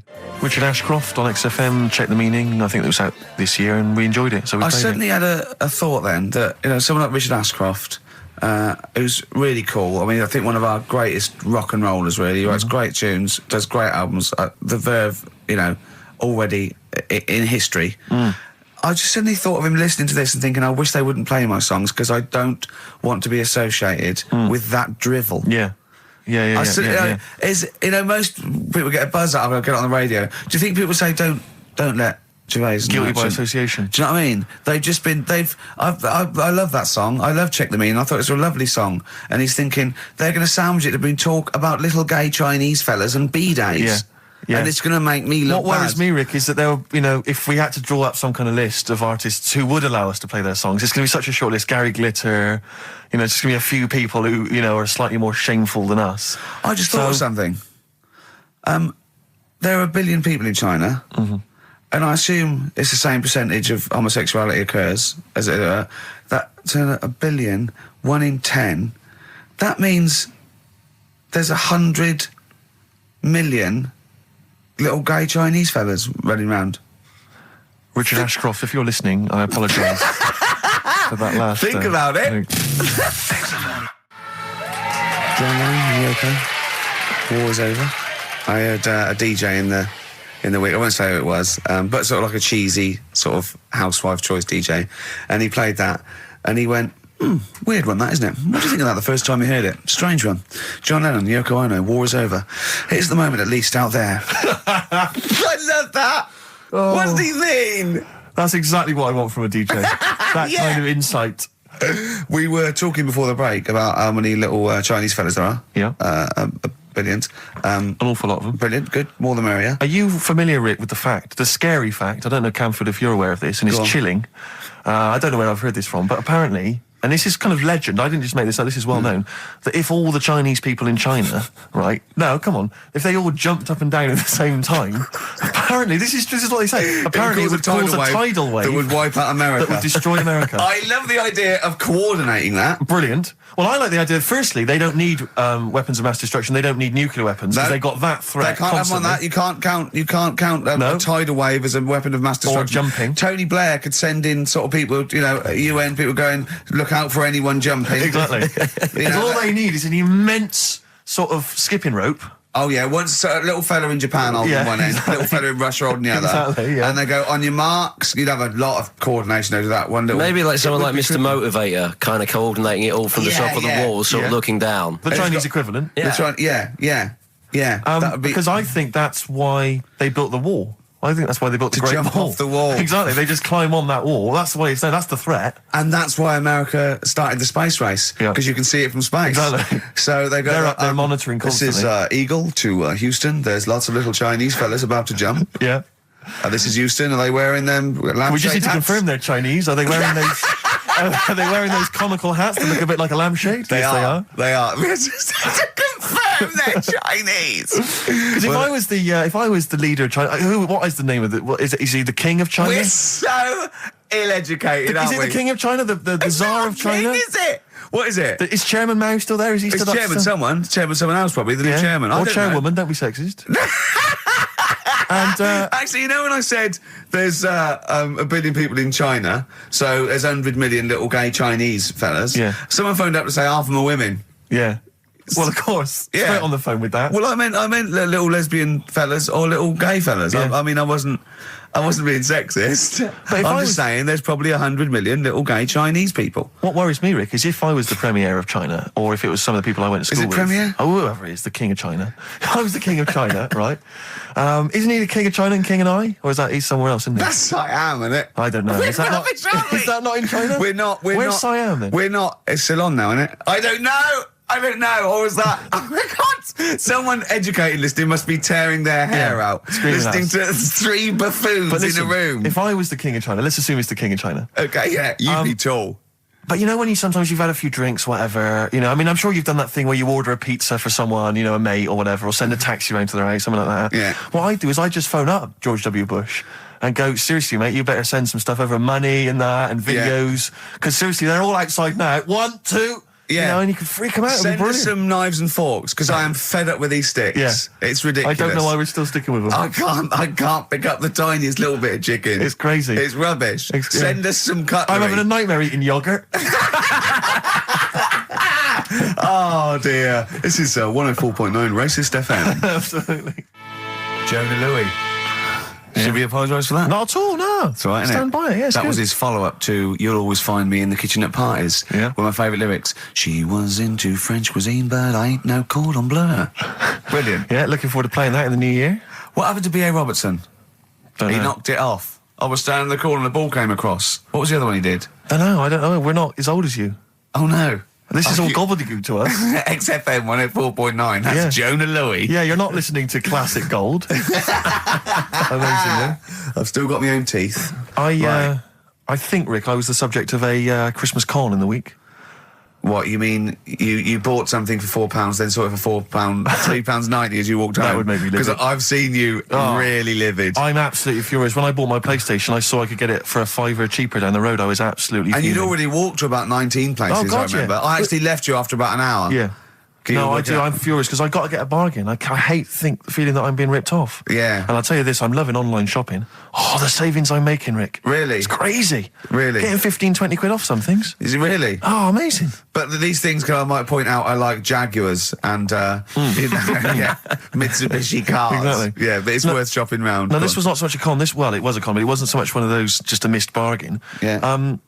Doorbell rings, answer it. It's a couple of girls. They must have been 13 or 14, maybe.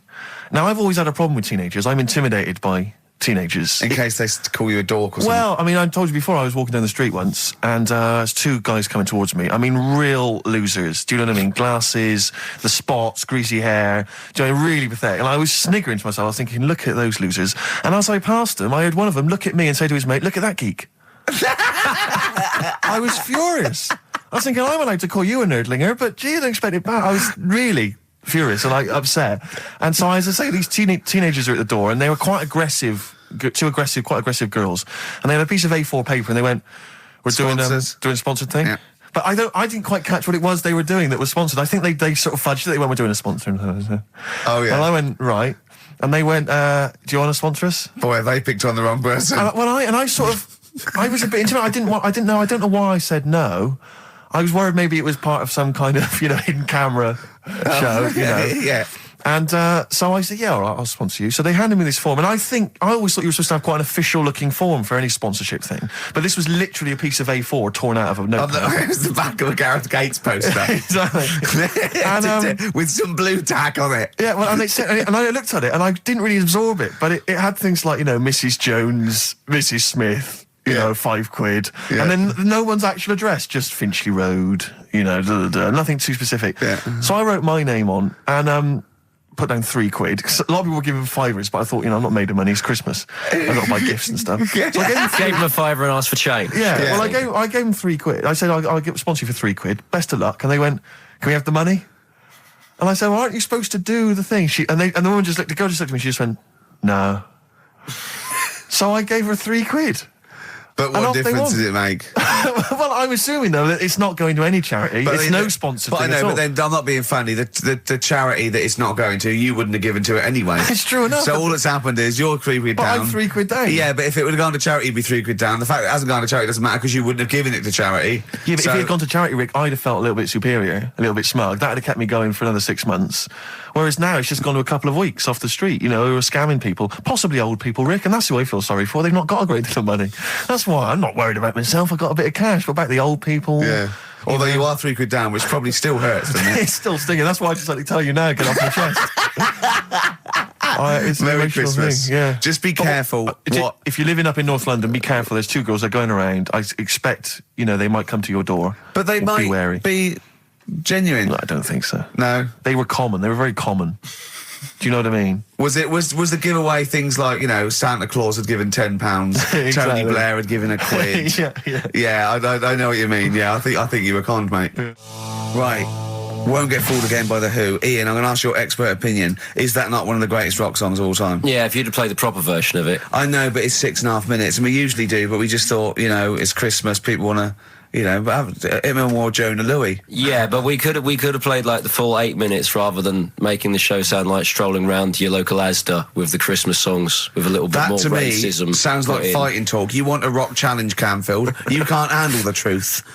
I'm gonna rock this out for the last 40 minutes. Can we put Keith Moon in the monolith? I was going to ask you. He's my favourite drummer of all time. Will you go along with that? Yeah, absolutely. So we got Lemmy and Keith Moon. Yeah. Are we making up a kind of super rock band here? We could do. We could make up a super rock band. That's far too passé. Let's call it the Monolith of Rock. It sounds more stupid. Okay.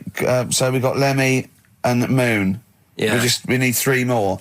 So we need two No, we more need two pillars of more rock, on the and then over- one to stand astride it, like the metal angel of death. Now, Ian, you've hung out with some of the big rock names, haven't you? Yeah. No, I'm not going anywhere with this. I'm intrigued. Tell me some of the people you've hung out with. You've hung out with Maiden, have you? I've hung out You with love Maiden. don't you? I've been flying with Bruce Dickinson. Yeah. And have you? I mean, It only took us 3 attempts to land at Gatwick a few weeks ago. but I don't know much Really? about you, Ian. Are you someone who lives the rock and roll excess lifestyle? Are you kind of drink and drugs? Is that your thing? I like to be kind of, on the edge, having a look at what's going on inside. Right. I don't quite know what that means. Well, It's the way they talk, Steve. Well, I mean, because some of those rockers, they're hard-living boys. Can you keep up with them? Do you up till 4 a.m? Oh, 4 a.m. Yeah. 4 in which Hey, morning? Daddy-o, man. We're going out about 4 a.m. Karl reckons the gays go out late. Yeah. His favourite song is The Killing of Georgie, right? And he went, yeah, but would it have happened if he'd have been, going out a bit earlier? Yeah. Well, no, fair point. Yeah. Is that song time specific then? No, but he reckons he probably got, because he was out late. Oh, right, okay. He said there's one that works here, sometimes he doesn't go out till midnight. But I imagine you a little bit like that little boy in the film Almost Famous. When you're on tour with the rock legends, do you know what I mean? You're like, the little kid there. Maybe the doors are being closed in your face, are they? As they go berserk. Yeah, when when I started, but now, I insist I have. see was one of theirs. Yeah, access all areas laminate. I can enter venues now with a big bottle of Jack Daniels. I don't get stopped. Yeah. And Really?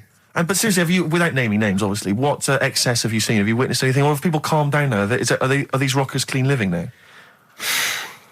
Depends who you're talking about. Sure. Yeah. Is there anything going on like the days of Ozzy and Motley Crue? I haven't seen. I haven't seen any red snappers like with Jimmy Page. Do you know that story? I can't talk about it. Then let's forget about that. Yeah. Oh, is it disgusting? Yeah. Well, yeah. But is it worse than talking about B-days and Ricky's farts? Kind of. Right, okay. Yeah. Yeah. Right. Yeah, I know. You wouldn't want the instruction manual as to what happened with the red snapper, like Right. you do with the B-days. Sure. God. But don't, as I say, don't name names. Obviously, there's a sort of client, doctor confidentiality or whatever that you. Yeah, well, I saw. We know there's no one listening. Yeah. So it won't go further than this studio. I saw a member of a very big band play the Astoria recently, and they turned up at the Astoria about 15 minutes before they were going on stage, right? And someone said to them, "Is it good to be playing the Astoria?" To which he turned around and went, "Oh right, are we in London?" Really? Oh dear. And this person then It managed wasn't to play. Daniel O'Donnell, was it? I can only think of the Libertines. No, it's not a very big, huge band, is it? No. Bigger than that. Bigger than Okay. that. Yeah. Okay.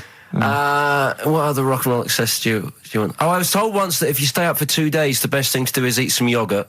This is just like we're going to having tips now. Sure. Yeah, So if that's apparently the best thing at the end of the excess, you need some yogurt. So always keep some in the fridge. Yeah. And chopsticks are no good. No, Trouble absolutely with that. Yeah, You so need- don't, whatever you do, don't go on a bender in China, because otherwise you'll be screwed, right? No, there's no benders in China. Oh, there are. There's about 100 million. Yeah. Another tune that I enjoyed this year, Rick. I don't know what your thoughts are on it. I'm fascinated to find out. Loving it. Jay-Z and Farrell and Frontin. What do you think, Canfield? Darkness #1? Yeah, well, they cheated, didn't they? Because they went and did their signing at HMV yesterday, so they could get in like an hour of extra sales. Why is Just that so they cheating could- now? Well, I don't know. Well, I suppose Gary Jules could have turned up at Virgin down the road, couldn't he? And Yeah. Okay, well, then in that case, they're that going. deserves to be sort of #1 because at least it's potentially a sort of evergreen sort of Slade type classic, and they are the biggest sort of band around at the moment. Canfield, what are your thoughts? You love rock. What do you make of The Darkness? It's all right. They've been around for a while now. Sure. Another year maybe. But they're all the ingredients of everything you like, I imagine. They've got a bit of glam, they've got a bit of Queen, they've got a bit of AC/DC. It's all in there. You've got a bit of Bruce Forsyth. You know what I mean? He's funny. They're a good fun band, aren't they? Yeah, they're all right. they're essentially just too close to novelty. But then so was Slade in a way. Slade have only got this credibility resurgence in retrospect. At the time, they were a pop band that essentially were for teenagers and thugs. I'm not sure Canfield's going to be championing Slade, though, up there in the same way that he champions the Maiden. But you got to appreciate what Hold has done, surely. Yeah, I appreciate what Holder's done. But they only became cool, didn't they, when Oasis covered them? Yeah. I genuinely always liked Slade, and I've still got a soft spot for him. But the Darkness, we'll have to wait and see. At least the Darkness one is irresponsible for the kids of today, though, because the amount of spelling mistakes that Slade were responsible for at school in the 70s must be atrocious. Putting the Z's in. Rubbish. Ian, I'm going to have to ask you for our third pillar of rock before the ad break. Right, well, we need... who have we got? So we've got Lemmy and Moon. Right, okay. I think we need to put in... we need a guitarist in there. We should maybe put in Keith Richards. I'm a little bit worried about the health scare, because the kind of air pollution around any venue that this band might play, with, like, Lemmy and Keith Richards there, you know. See, I'm surprised at Keith Richards, because I would have thought it was heavy enough for you, but the Stones have done enough to get in the annals of rock. Yeah. Okay, let's play some ads. Quick question. Do you actually speak like this, Ian? What? This is your real voice. This is real voice, yeah. Yeah. It's amazing. Do your daytime sort of voice, the X-list voice. Say it's fast. It's just coming up to 2 on XFM 104.9. After the break, we've got Feeder. Say that. It's just coming up to 2 on XFM 104.9. These are the ads. XFM. The trouble with that song is... don't know about it. It could sound like he's saying something to do with Bell Ends. Well, yeah. What? Heaven forbid. What? You think you meant that? Did he? Probably. No. That's the Darkness on XFM 104.9. Bell End. Yeah. What other rude words are there? Cock. Yeah, that is rude. Yeah. Especially at Christmas. Especially at Christmas, yeah. It's a time for families. I know. Now listen, time for family. Now, Ian. Yes. Who is your fourth? We need a lead singer in this mega group, the monoliths of rock. Who we got? Lemmy, Keith Richards. We've got Keith Richards on guitar. We've got Lemmy on bass. Yeah. We've got Keith Moon on skins. Right. Some terminology coming out there. Yeah. Who's doing the Vox? Who's given Golden Tonsils Award? Robert Plant. He's gone for Plant. He's gone for Plant. A lot of trap names there. There is the group. The lineup is Moon, Lemmy, Richard, Plant. Okay. Now our competition, Steve. Name that group. Okay. What's the best, heaviest rock name ever? Sure. This is obviously not a name that already exists. No. Okay. My mate of mine came up with, I think it was Brain Hammer, which I like. Velvet Nazi 666. Sure. So we want the heaviest, most mental piece of death metal, headbanging, bleeding out your brains rock. Axe Attack. Okay. Please welcome to the stage, Christ on a bike. Please welcome to the stage. Oh, look at you. That would be great. Yeah. That would freak out the metalers. Yeah. Cheeky. Yeah. Oh, now listen. They need a manager. They need someone who could introduce them. They need someone to stand astride them. Who is the leader now? Who is the king of all that rocks? Well, it's obviously Tommy Vance, isn't it? Do you know what worries me, Rick? We've said Vance a lot today. I'm wondering if people, the kids today, do they know Tommy Vance? Are they familiar with him? If they don't know, they shouldn't be listening. Okay. Fair enough. So, Vance is their manager. He needs to, they're on at Wembley. He's got them on at Wembley. They're the greatest rock band of all time. We need the name. Please welcome to the stage. What are they called? Phone in, email in, and the prize, we're going to get some... We'll rummage through the bins as Karl normally does. Get some old tat like Karl does, some VHSs, some CDs, greatest air guitar ever. Max. Yeah. Do we need to give out the numbers and stuff? Well, can email, don't can't get they? to phone in. You don't want to talk to him, Ian, seriously. No, you know when what's his name says to Agent Starling as she's going to meet Hannibal, don't let him inside your head. Yeah. Don't talk to the listeners, Ian. Exactly, it's very much the same Please thing. I'm a bit concerned that my email's going to be besieged by people sending you links to how to clean out the B-Day. Well, that's all right. But what's the most mental head bleeding, banging brain hammer operation this band can be called? Call in, Rick. Because it always amuses me. I know it's cruel to put you on the spot, but some of your former band names have always amused me. Well, the worst. The worst one. Right, I'll just leave this. Ricky's had a number of bands over the years. What was the worst one? Ready? Get ready to play that record, because I don't want any aftermath. No, hang on, before you tell me, what was the one? Because these pictures of you, like when you were New Romantic, keep on being published. That was Shauna dancing. Yeah, but someone... That's pretty bad. But someone told me, they were like, oh, ask him about when he tried to be Bon Jovi. Can you imagine such a thing? I know the name you're thinking of. Right, here we go. Play the record. Immediately I say this. Ready? The Sacred Hearts. Play a record. Blur on XFM 104.9. I forget the name of that track, but it's good. Good song. Thanks very much. Oh, good song. Yeah. Oh, right. I just thought you were complimenting giving his opinion. Right, Yeah. go on. The what? Are we still on the air? Yeah. What are we doing? Merry Christmas. We got someone on the line. Oh, right. He's here. Who's that? Ricky, Yeah, go on. it's Jonathan. How are you? Good. It's only TV's Jonathan Ross. Ross, turn your radio down, you idiot. I'm here. I like to. I haven't got a radio on. What are you talking about? We can hear the feedback. Well, I haven't got it. It's not my fault. It's your incompetent radio station. And also, didn't you hear we said don't call in, we don't want to speak to the listeners? I'm not a listener. I'm a visitor to your shores. I'm special. You know that full well. I know you're special, right. Yeah, exactly. What have you got a name for the band? Yeah, you ready? Yeah. Blump. B-L-U-M-P. I tell you for what, you can't have a normal word. If it's the monolith band of all time, if it's the you can't have a regular word. It doesn't make sense. How can you have a regular word? All these ideas you come up with are rubbish. You need a word which only stands for that one thing. No one's heard it before. No one will use it again. Blump. I can't help but feel that that's a more appropriate name for maybe one of Ricky's bands. Yeah. I love seeing that picture of him in that band. You see it everywhere these days. He was like a girl. He was like a little girl in a suit. It's like a little dyke at a wedding. What was that? That's got to be the kettle calling the pot black, surely. Yeah, I've always looked nothing but 100% heterosexual. We're not sure about. There's not anything wrong with it. I know that, but look at you. I actually had to get that in. There's not anything wrong with it. I'm Jonathan Ross. Oh dear. I was thinking the other day, right? Oh, yeah?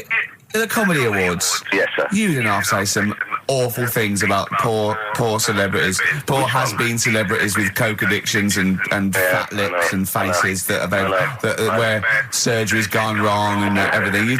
And when they're on the show, they're going, "Oh, you look lovely." Yeah, I'm nice so to them. good. Well, I'm nice to them to their face, but obviously when I'm not with them, I like to let my true feelings be known. What's wrong with that? That's how everyone Well, I'll tell you what, you can get anything off your chest you want on this show. Any celebrities you want to talk about? There's no one listening. Yeah, it's just between me and you. A lot of people listen. They listen to my show, and after they've had a few hours of, good laughs, they like something bland to just cool them down afterwards. So they flip over. We know this happens. Did you mention my DVD on your radio show? You know what? I forgot to. mention it. Christ! I mention it. I meant to mention by the office, but I forgot to mention it. And then I thought afterwards, it's not like he needs the cash, is it? It's not like he needs it. It's not like it is, but he's probably earned more money in a short space. You're like a lottery winner, and you've got about as much taste. You're like one of those burglars who's won the lottery. I am. I'm dressed like an Albanian window cleaner at the moment. Burglar from Reading who won the lottery, and now he's fritting it away on what? I do feel sorry for my neighbours. I've moved into a really nice place. I feel like it's the hillbillies. No, it's nice he's moved in though, because it's nice. He's given them something to sort of talk about behind your back. You've united the whole block. Right, go and play with some Japanese wind-up toys now. I'm going home to play Mario Double Dash with my son. It's going to be a good afternoon. I phoned you once after I finished my show. It was about 5 minutes past 3. Yeah. And I don't mind if I said, how you doing? You went, it's brilliant. You said, this is what you said. You went, everyone's out. Jane's taking the kids out. I've already masturbated twice, and I'm playing with a new Japanese toy. I'm masturbating now.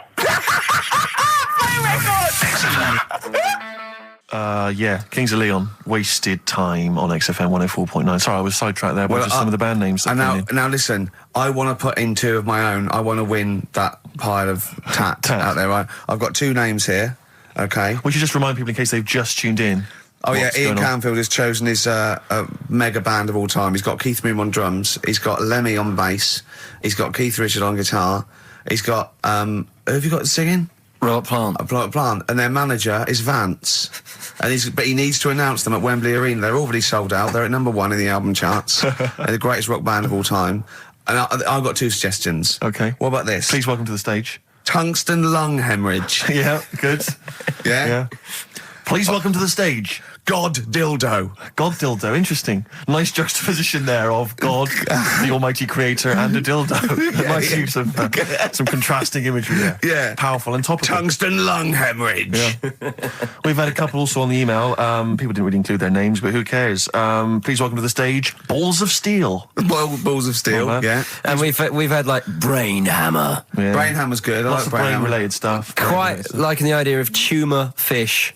Tuna fish, I like. Tuna fish is very good. I like tuna fish. I just wonder if there's one more contender. I don't know who this was, Ian, that phoned in with it, but possibly it's topical. Deathly Hem. Yeah. Deathly Hem. It's brilliant. Oh, it's Deathly Hem. Please welcome to the stage, Deathly It's Hem. Deathly Hem. Who's that? We've got to give it to I don't know who that was. Oh, but, well, if you came up with Deathly Hem, email again. Deathly Hem. It's the greatest name for the greatest rock band of all time. Will you please welcome to the stage, Deathly Hem? It's Golden Tonsils. Isn't it? I was going to go see him once at the Camden Underworld about a year ago, and they had this sign up, right, saying that Graham Bonnet, who sung that song, had cancelled, right, and it said, God willing, he'll be performing tomorrow. And just in case you thought he'd cancelled because maybe no one bought any tickets, the doctor's certificate was beneath the cancellation sign. Brilliant. Well, we've sung that a couple of times drunk, haven't we, Ian? Oh, but, At the top of our voice. We have done it. It is the best ever. Yeah, it is. Ben has won whatever you're giving away. Yeah, Ben a big came pile up with of Deathly crap that Hem. we find. Yeah, Deathly Hem. Yeah. I mean, if you are in a rock band, you're looking for a name, and you think you deserve that name, then, you know, write to us. We want to know that you're really heavy, and Ian Camphor would officially hand over the deeds of the name Bethlehem. Deathly Hem? Bethlehem, yeah. Bethlehem. They only play at Christmas. You only play, like, big venues at Christmas, and it's all things about, like, fighting, like, good versus evil, and God versus the devil. And you got to write songs like that, yeah. Yeah. Deathlyhem on XFM 104.9. Perhaps that the debut should certainly be a concept album based on the Nativity play. Yeah, Brilliant. Nativity, yeah, Or that'd be just good. the whole kind of Old Testament in kind of rock form. Yeah. With like, it'd be extraordinary. It's the battle for humanity. Yeah. It's called Humanity Manatee, and it's a fight in the ocean of hell. Yes. Sure. Yeah. Sure. Yeah. I'd like to see a serpent. Maybe pictured There'd be a somewhere. serpent, in isn't there. it? I It's hope track there's a 4. serpent. Track 4. Yeah. Yeah. I think we should give massive props and suitable regards to Ian Camphor. He's come in, he's pressed the buttons. He stood in for an idiot brilliantly. Yeah, I he think has so. stood in for the retarded It's a shame fool. that you've not displayed some of the usual incompetence that we've come to love and expect from Karl. It's a shame. Okay, well, it's You are the greatest DJ in the world, though. The way you sort of like drop Press these buttons. But you know, every you're there. time I've pressed a button off air, Ricky's been going, "Oh, what great DJ!" It's great, because So- he ends it. It's just brilliant. I mean, we're lucky if we can talk with the mic on. That's the title, not talk over a record. We did some great links during the ads. Yeah. And, of course, Jonathan Ross masturbating live on air. Just looking back at some of the highlights of You this don't get week's that show. on Capital Gold, do you? Like Tony Blackburn getting a call from Fluff Freeman going, "All right, mate, I'm knocking one out." Yeah. Well, have a lovely Christmas. Have a bloody great Christmas. Have mate. a bloody great Christmas. It's the best of next week. Yep. The best of the last few weeks Yeah. with some tat, you know, Carl's put together. We're Look back in forward to that. January. We're playing some of our favourite songs of the year. I'm looking forward to seeing Pilker's tan and Pilker's pictures back, from his holiday. covered in ash from the beach. Yeah. And we're back on the 3rd, I believe. But Ian, do you want to introduce one? This is Ian's choice for today. Yeah. We'll see you next week in spirit, and then we're back on the 3rd with Pilkers. Over to you, Kampf. Enough of Jonah Louis. This is Paul Di'Anno, ex of Iron Maiden, doing Santa Claus is Coming to Town. Right, competition time. Brand new competition we've come up with. My favourite we've ever done, I'll be honest. And a great prize, the 6th Sense. You get a clip of a great film, and then you get to keep the great film. Now, I'll just explain this competition. I think Karl is a little bit of a frustrated actor. And so, by the power of technology, Karl takes the role in a film. And there's a question about it afterwards. This is a scene starring Karl Pilkington from The Sixth Sense.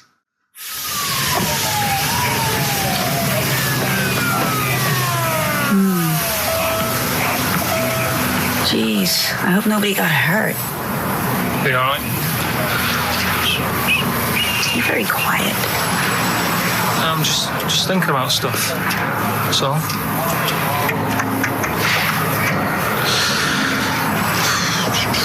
You're mad I missed the play, aren't you? A little bit annoyed, to be honest. Went down a storm playing the drums in Little Donkey, but your loss.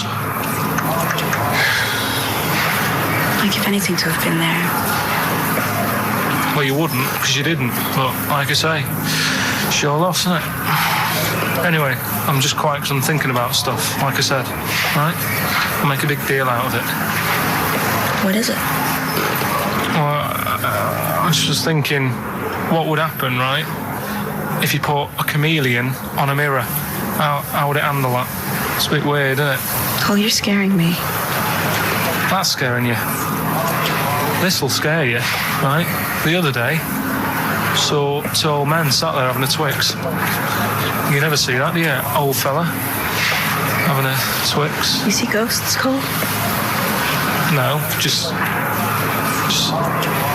the old fellas having a Twix, boy. They talk to you? No. They tell you to do things? No, because they were too busy eating, but what's that got to do? What are you looking like that for? Do you think I'm some sort of freak or something? Is that? I would never think that about you. Well, ever. No. Got it? All right. Well, it's a very chilling scene, that. that is great. Oh, that is It's a very spooky scene from the film The Sixth Sense. Rick, I think you've got a question. Well, yeah, I mean, Karl played it wonderfully there, the role of the child that sees weird stuff. But who played the original role? What was the name of the child actor who played the original role? It's email only, ricky.gervais@xfm.co.uk. You can win a copy of The Sixth Sense. It's time for the newest quiz in town. This is where Karl inserts himself into a seminal film. Last week, he was the little kid in Sixth Sense. You remember? To great acclaim. The critics loved it. They said a triumph. This week, he's fiddled with The Graduate. This is the scene where, of course, he goes upstairs to the hotel room, and it's on the cards. She's a dead cert, Mrs. Robinson. Well, Here we go then. So, you ready for it? I've brought some condoms from home that Suzanne got for Christmas. Benjamin, What? will you bring me a hanger? A what? A hanger.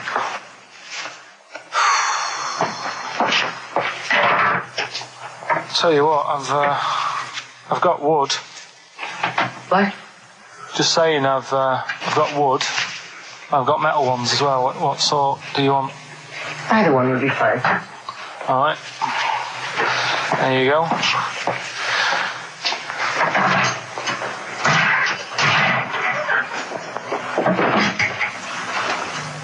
Are you afraid of me? No. No, I've seen weirder things than you. Have I ever told you about the two lads I went to school with who had big heads? Webbed fingers as well. But not related, and weren't mates, but both had the same thing, which is a bit weird. Yeah, I'd never found out what was wrong with them. Can I ask you a personal question? As long as it's not about my head being round, because Ricky's always going on about that. He's saying I've got a round head. Well, you can admit that, can't you? No, it's I'd say it's a normal sort of shape. It's just round. It is, isn't it? Yeah, but what do you mean? So is yours. Heads should be It's round. nothing to be ashamed I'm of. not ashamed. It's just a normal shape. Mm-hmm. And you can talk. Look at your saggy arse. Anyway, get your knickers off. Hello, darkness, my old friend. I've come to Oh, that was a joy. Oh dear. It's an absolute treat. Now, I should say that obviously the prize is a copy of The Graduate. Now, bear in mind that XFM is giving away these prizes. Yeah. Karl is so cheap that he wouldn't even buy it on DVD. He's bought it for $6.99 on VHS. It'll be panned and scanned. It won't be widescreen. There's none of the extra features that you get on the DVD. Look at Karl's face. He's gutted. Karl, did you pocket the rest of the cash? No, I have to use my own money to buy these, right? What, you're using your own money to give this stuff away? Yeah. So I had to go and buy that. XFM is so cheap, I understand. Right? I know. And, it's not worth having it on DVD, is it? 'Cause Why not? It's an old film, so... So the quality is do you know what I mean? They can't really tidy it up. Of course they can. They do it from a print. They don't do it from the video. They don't get the video and go, let's make it into a DVD. An old Betamax copy that someone had knocking about. Well, anyway, you It's the can... same film, though, isn't it? Fine, okay, well, yeah, you're right, it is yeah. the same But anyway, film, yeah. you can win $6.99's worth of The Graduate. The question, and it's email only, Steve, it's not Steve, it's ricky.gervais@xfm.co.uk. The question is, name the actor that Karl was taking the place of in the film, and of course the actress that he's performing opposite. ricky.gervais@xfm.co.uk. Lovely. Something else we're giving away. Go on. The Shining. It's just more throwing away, isn't it? Once Is again, it on video? Once again, it's on VHS. Just because you buy it out of your own money, Karl, stop being so mean. And I want to watch it tonight, because it's one of those films that... So you're going to watch this video, and then you're going to send it to someone as a prize. Yeah, it's one of them films that... Oh, sorry, you just said yes to that without blinking. Oh, yeah. You don't think, like, Les Dennis doesn't have a quick go in the car on Family Fortune before he gives it away? It costs Jim Bowen has $5.99. a go at those his and her towel racks. It costs $5.99, Karl. Okay, this is Karl in the classic The Shining. And what's the question? Well, we might ask that afterwards. Okay, then.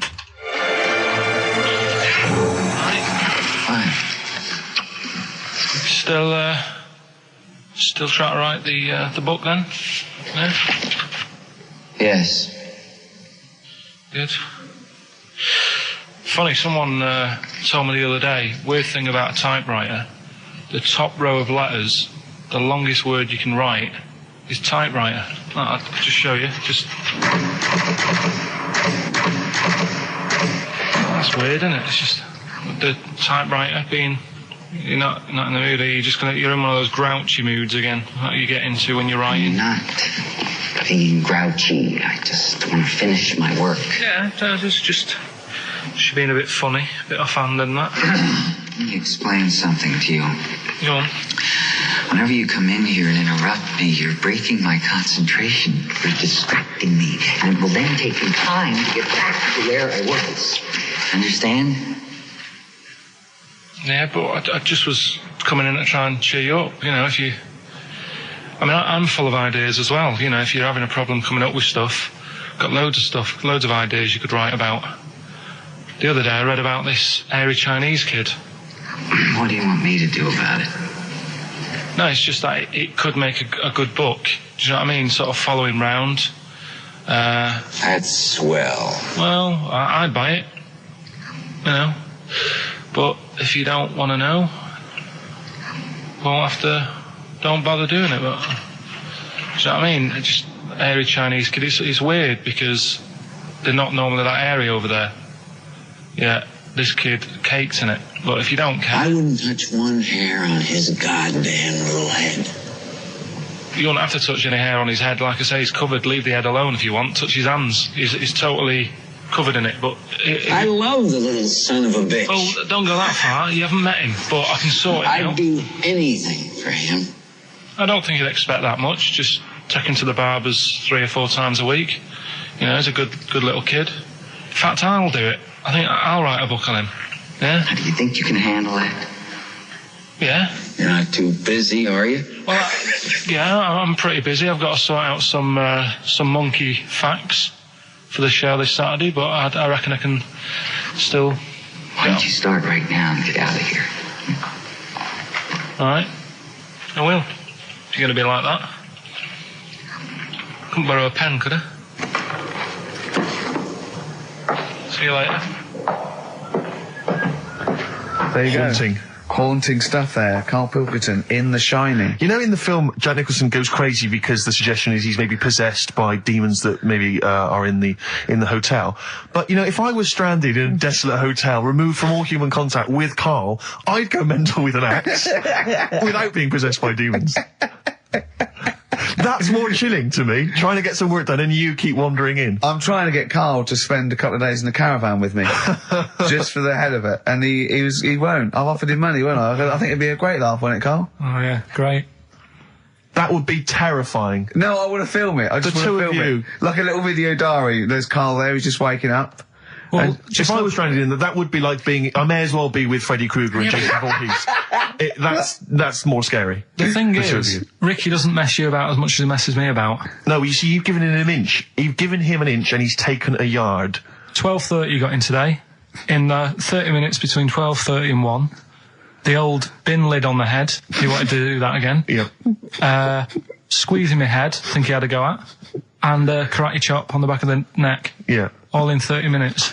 Yeah. Who else can say that? Who else can say that? Who else can say?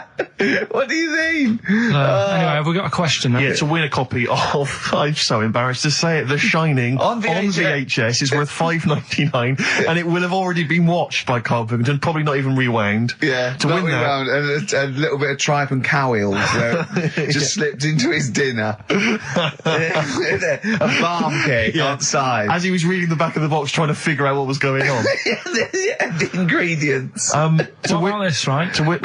Here's a question. I've got a question. No, go on. No, I want to hear Karl's first. Okay.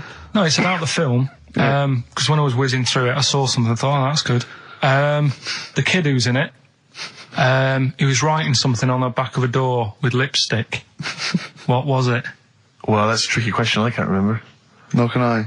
Right. So the kid in it was writing something on the back of the door. Is that going to be too hard for anyone? Let's see if... I mean, I wouldn't be surprised if there's somebody... Right, the phones are going, so it might be. Yeah, but this is email, isn't it? All right, Ricky.Gervais at xfm.co.uk. What was being scrawled on the back of a door by the little kid in The Shining? To be honest, if you know that, it means you've probably already got it and you've watched it about 8 times. Yeah. Fair enough, though. All right.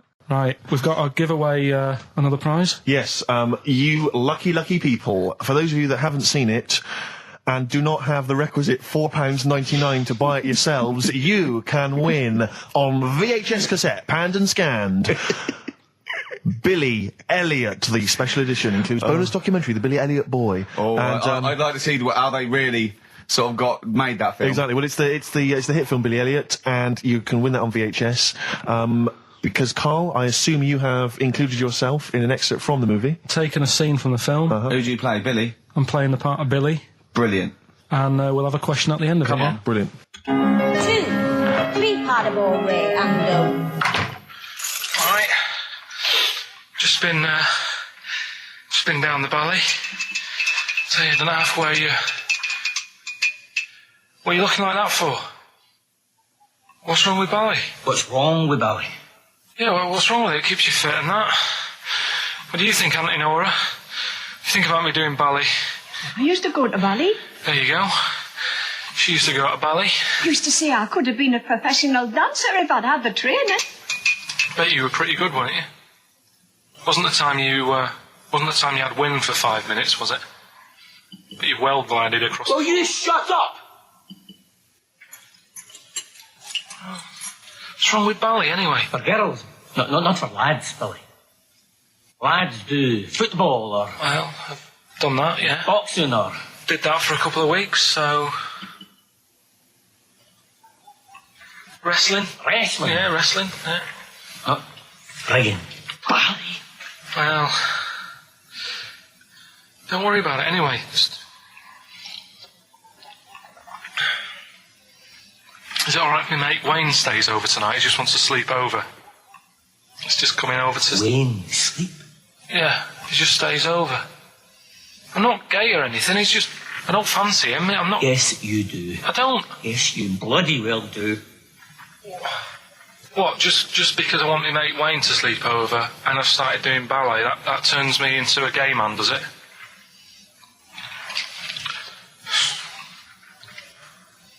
You haven't seen my Village People album lying around. You're asking for a hiding. Just joking. Just having a laugh.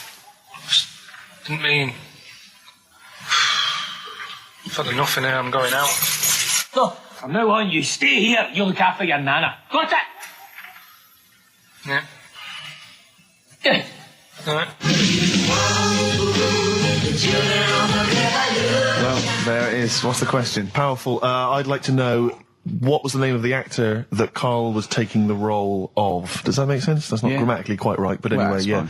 Who was the young lad that Karl was taking the place of there? Name of the actor, not the character. And just email in ricky.gervais@xfm.co.uk. You can win yourself. You've got to be fast. You can win yourself a VHS edition of Billy Elliot worth £4.99 price. I'm going to leave the sticker on, which has actually got the price on. Brilliant. I'm going to leave that on so you know just what you've got in you. Which film are you doing this week? Looking at Silence of the Lambs. Right, play it. Just play it. Have we got a question? Well, No, who cares? Who cares? Should Karl carry on?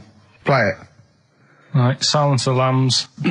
The bit where Jodie Foster is having a chat. Good evening, Clarice. Alright. Just thought I'd come and see you. How very thoughtful. Don't mind me popping in though, do you? It's just no one else is interested in the sort of things I like talking about. People will say we're in love. Well, say what they want. Did you hear the show last week? We were talking about gay people, if they should have their own toilets or not and stuff. That was good. Yeah, it's alright, wasn't it? Got a good debate going. Enjoy doing the show. It's a favourite part of my week, really, just talking about weird stuff and that.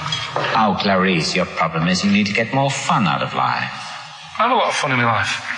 You know, come and see you. And spend a lot of time on the internet looking up weird stuff. Reading something about a hairy Chinese kid. There's another thing, there's a fella who, no arms and legs, is known as a pillar man. Everything you need to find him is right there in those pages. Bizarre magazine. Yeah, I get this. The hairy Chinese kid, what annoys me is he could sort it out. He could just have a shave, couldn't he? Do you know what I mean? No, he cuts. Does he? Well, he used some like Emacs stuff. Yeah, don't be getting funny with me, just because you're in a bit of a mood, right? You know you shouldn't eat people. Your eyes are bigger than your belly, I've always said that, so I'll see you later. Interesting. Atmospheric, moody, and the question is, okay, here I have it this. How many films have been made featuring the character Hannibal Lecter? How many films They have haven't been got made? time to phone in now, have they? No, they can email in, they'll have time. Do you care? I don't care. No, exactly. ricky.gervais@xfm.co.uk if you can be bothered. If you're interested in you want a $4.99 copy on VHS of Silence of the Lambs. He's dissing that as well, Karl. Wasn't it that? Bit annoying, but that's it for this week. But remember what happened when... No, it's not. It's 9 minutes to 3. How can that... Tell him, Steve. No. How can that be it? It's 9 minutes to 3. What's he doing? Is he playing a record? Karl, what can I do to get back on your quiz team? You're not. Right. Songbird Oasis, right. Send Karl a little present. Send him some essential oils or something, or, a little lavender pillow, or just a little message. Send him a little message. Tell him it's all worth it. He's getting all grumpy, aren't you? I just get sick of it, that's all. It's not worth going through the stress for 30 quid every Saturday. You lying little... You'd get more than 30 quid. Oh, not much more. Anyway, Steve, who's the winner? The winner is Mike McNulty. He correctly answered the fact that there were 4 films featuring Hannibal Lecter. There's a downer now, isn't there? There's a downer. I think it was you, actually. I mean, I don't know, Karl. It's not like I'm just trying to win myself a place on your team, but I actually felt that Ricky was really out of order this week. I gave him grapes. I thought Ricky was discourteous, if that's a word. I thought he was rude, aggressive, unpleasant. As one person emailed in, a dickhead. So, someone also said you were fat and talentless. I don't like those emailers who do that sort of thing, but one of them said you were really, really annoying. Well, cheers for that, but you're still not on the team. They didn't like what you were wearing. So, back next week. What did he say? He went, cheers for that. Right, come on then, Karl. Right, so the film is Kes. You got to listen to it properly. At the end, there'll be a question about what's happened in there, so you got to listen, take it all I in. love the fact that in pole position, in positions 1 and 2 of his favourite films of all time, it's The Elephant Man and Kes. Yeah. That's brilliant. Yeah. Go on. All right. Am I leaving the mics open a bit when this is going out? or what? Yeah, let's have a listen. Yeah? All right. So don't talk then, right? Just put that hot dog down, Rick. And this is the bit in Kes where it's the teacher and he gets up and he has to Glover. talk. What's his name? Is it Brian Glover? No, it's What's the other teacher. The other one. Anyway. All right, go on. All right, so here we go. Things that had actually happened. I've got yeah. another one. What about you, Casper? Casper! All right. All right? All right. You haven't been listening to a word I've said, have you? Yeah, I heard some of it. Yeah, you Some of it? just... Stand up. Always somebody, isn't there, eh? Right, now you're going to tell us a story about yourself. What sort of story? I want you to think of an incident that's happened to you sometime in the past that is true and that you think will interest the rest of the class. All right? Right. What about I work on a radio show at the weekend. Well, are you going to tell us about it? I'll just do. It's 2 hours, and it's with Ricky Gervais and Stephen Merchant, and just sort of play music and tell stories and stuff. What kind of stories? Well, whatever. Like last week, it was science. We were talking about this lad who was growing a knob on his arm, so it's weird. It's tricky, sir, because like with Ricky, he gets bored quick and he won't listen to the stories, and he'll start squeezing my head. All right. I'm not interested in what he does. That isn't normal, is it, sir? That. I mean, it sure is a bit gay. Is he? Just messes about, though. Do you know what I mean? I try and like come up with good stuff, like monkey news and like quizzes and stuff, but then he'll just, Ricky will just mess about. I mean, on Saturday he did it again. He squoze me head. How do you spell that? Squoze. S-Q... Oh, you're going to show it on the wall? It's a new word to me. Squoze is S-Q-U-O-Z-E. Right, now tell us what it is. It's when he gets me head and he puts one hand on the back of it, right? And he puts the other hand on the front of it and he just sort of swivels it. Swivel, right down the front. Oh, swivel's not it's spelled S-W-I-V. How many times a day? How many times a day does he swells it? It depends what time he gets in. If he gets in about 12:30, he could get a good 3 in. But I think, I don't really want to talk about. You've done enough, don't you? Well done, Billy. Big round of applause. That is the effort. Yeah. Wow. That's the best thing you've ever done, Karl. So that's Kes, right? Yeah. Got some good prizes there. Not bad, yeah, good stuff. Question is, how many times did I say Ricky can get? How many head squeezes can he get in before the start of the show? Right. So if you were listening properly, the answer's in there, right? And got some good stuff there. Got some DVDs in there and some CDs, including some Jimi Hendrix stuff and other odds and ends. Good stuff. Brilliant. And just text in 83 XFM. All right. I'm excited, Steve. It's that time. It's that time of the week. Go on. Well, Karl's in a little film. Oh, that's what you're excited about? Yeah. Sorry, I thought you meant the show's almost over. Right? Yeah, no. Come on in, Karl. Right, so I'm in One Flew Over the Cuckoo's Nest. Yeah. Took a scene from it. Yeah. Got to listen carefully in that. At the end, there'll be a question on like the clip that you've just heard. It's sort of like what they do in the Krypton Factor and stuff. So do you want to read out the prizes? And just there's these little things. It's a couple of rock and roll albums. We got the. Why is it called One Flew Over the Cuckoo's Nest? I can't remember. I think it's explained in the book, but I don't remember. I haven't read it for many years. If someone knows, just a quick email will do. I'd like to know that. ricky.gervais@xfm.co.uk. You can win yourself, if you get the question right, the League of Gentlemen Series 3. We've got that Rock and Roll Legends again, the Best of Blondie, a nature programme, and the Old Grey Whistle Test, Volume 3. So if you're Brilliant, over so 50, you'll enjoy that. Yeah. And just if you haven't seen the film, it's just about like a what would you call it? Well, it's a guy who thinks he's going to get away with prison by going into a mental institution. It was a new experiment, but he finds out he can't get out and he's sort of trapped and, well, people know it. Everyone knows what... Just play it. Just I saw it last week, so... Just play it. All right. Well, you know, I've been observing you here now for the last 4 weeks, and I don't see any evidence of mental illness at all. Yeah, no, I'm not mental.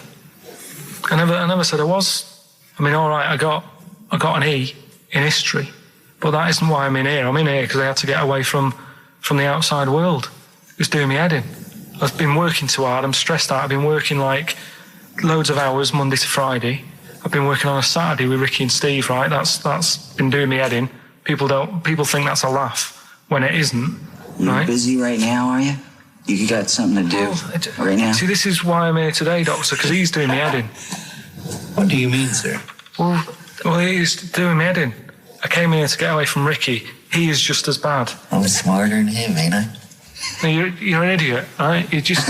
We're just good friends. No, we're not friends. And if you were a friend, you wouldn't be doing that to me, Ed. How do you mean that? Well, don't ask... Come on, I'll show you. Yes, Look what you've done. Get him out. Get him off me! Get him off! Now, just hold it right there. All right. You get off! Doctor, will you tell him? Murphy, don't hurt you, does it? Of course it does. That's it. Now, hold on to it. Not too hard. You'll crush all the air out of it. He normally does it harder than this. No, just warming up. Warming up. What's going on here? All right, baby.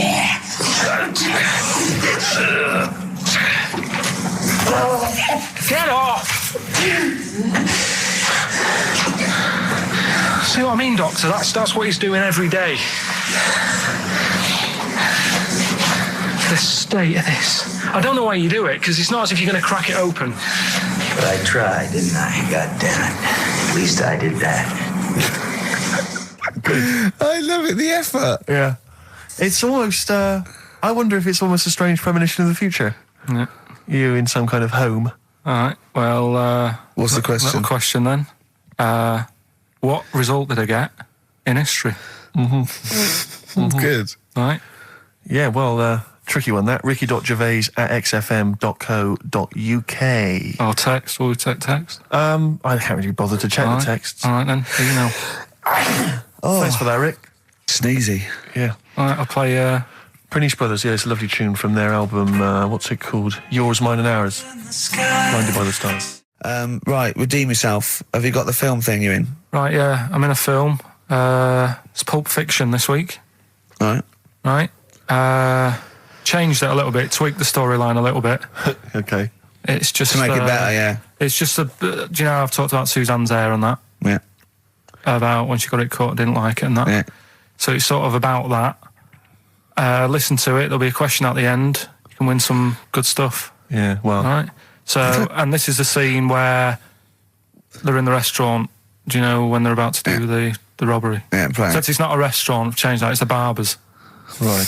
All right? Okay. All right. God. There you go, then. Is there going to be a question after this? Yeah. Say that. Okay. All right. Girlfriend came in here earlier. Had a haircut, I'm not happy with it. Look at the state of that. Well, don't laugh. Yeah? I mean, I don't want to cause any fuss, but just want you to sort it out. Afraid I can't do that. Well, you can do that, because it looks a mess. Look, my friend, this is just where you and I differ. Well, you've got to do something, because look at it. When she came through the front door at home, I thought Dave Hill out Slade had walked in. Funny, I was thinking the same thing. Look, I don't want to cause any problems or anything. She hasn't even seen it properly yet. She sort of had it cut and came straight home and didn't look at it. Suzanne, just look in that mirror. Look what they've done to your head. God damn it, what is it? Suzanne! No! We're not going to do anything stupid, are we? I'm the manager here. There's no problem. What do you mean it's not a problem? Look at the state of her hair. Be calm, cooperate, and this will all be over in a minute. I'm going to go home. No, we're not going anywhere until they've sorted your hair out. I'm not walking home with you with your hair like that. It's embarrassing. So let's just get it. You die. No, forget having it dyed. Just get it cut. Colour's not a problem. Just sort it out. Just get rid of... Let's see what we can do. Right, good. Look at it. Look at the state of it. I'm trying real hard. Suzanne, just keep your head still there so you can... Just hang in there, baby. You're doing great. I'm proud of you. Just sort that bit out there. Just cut that.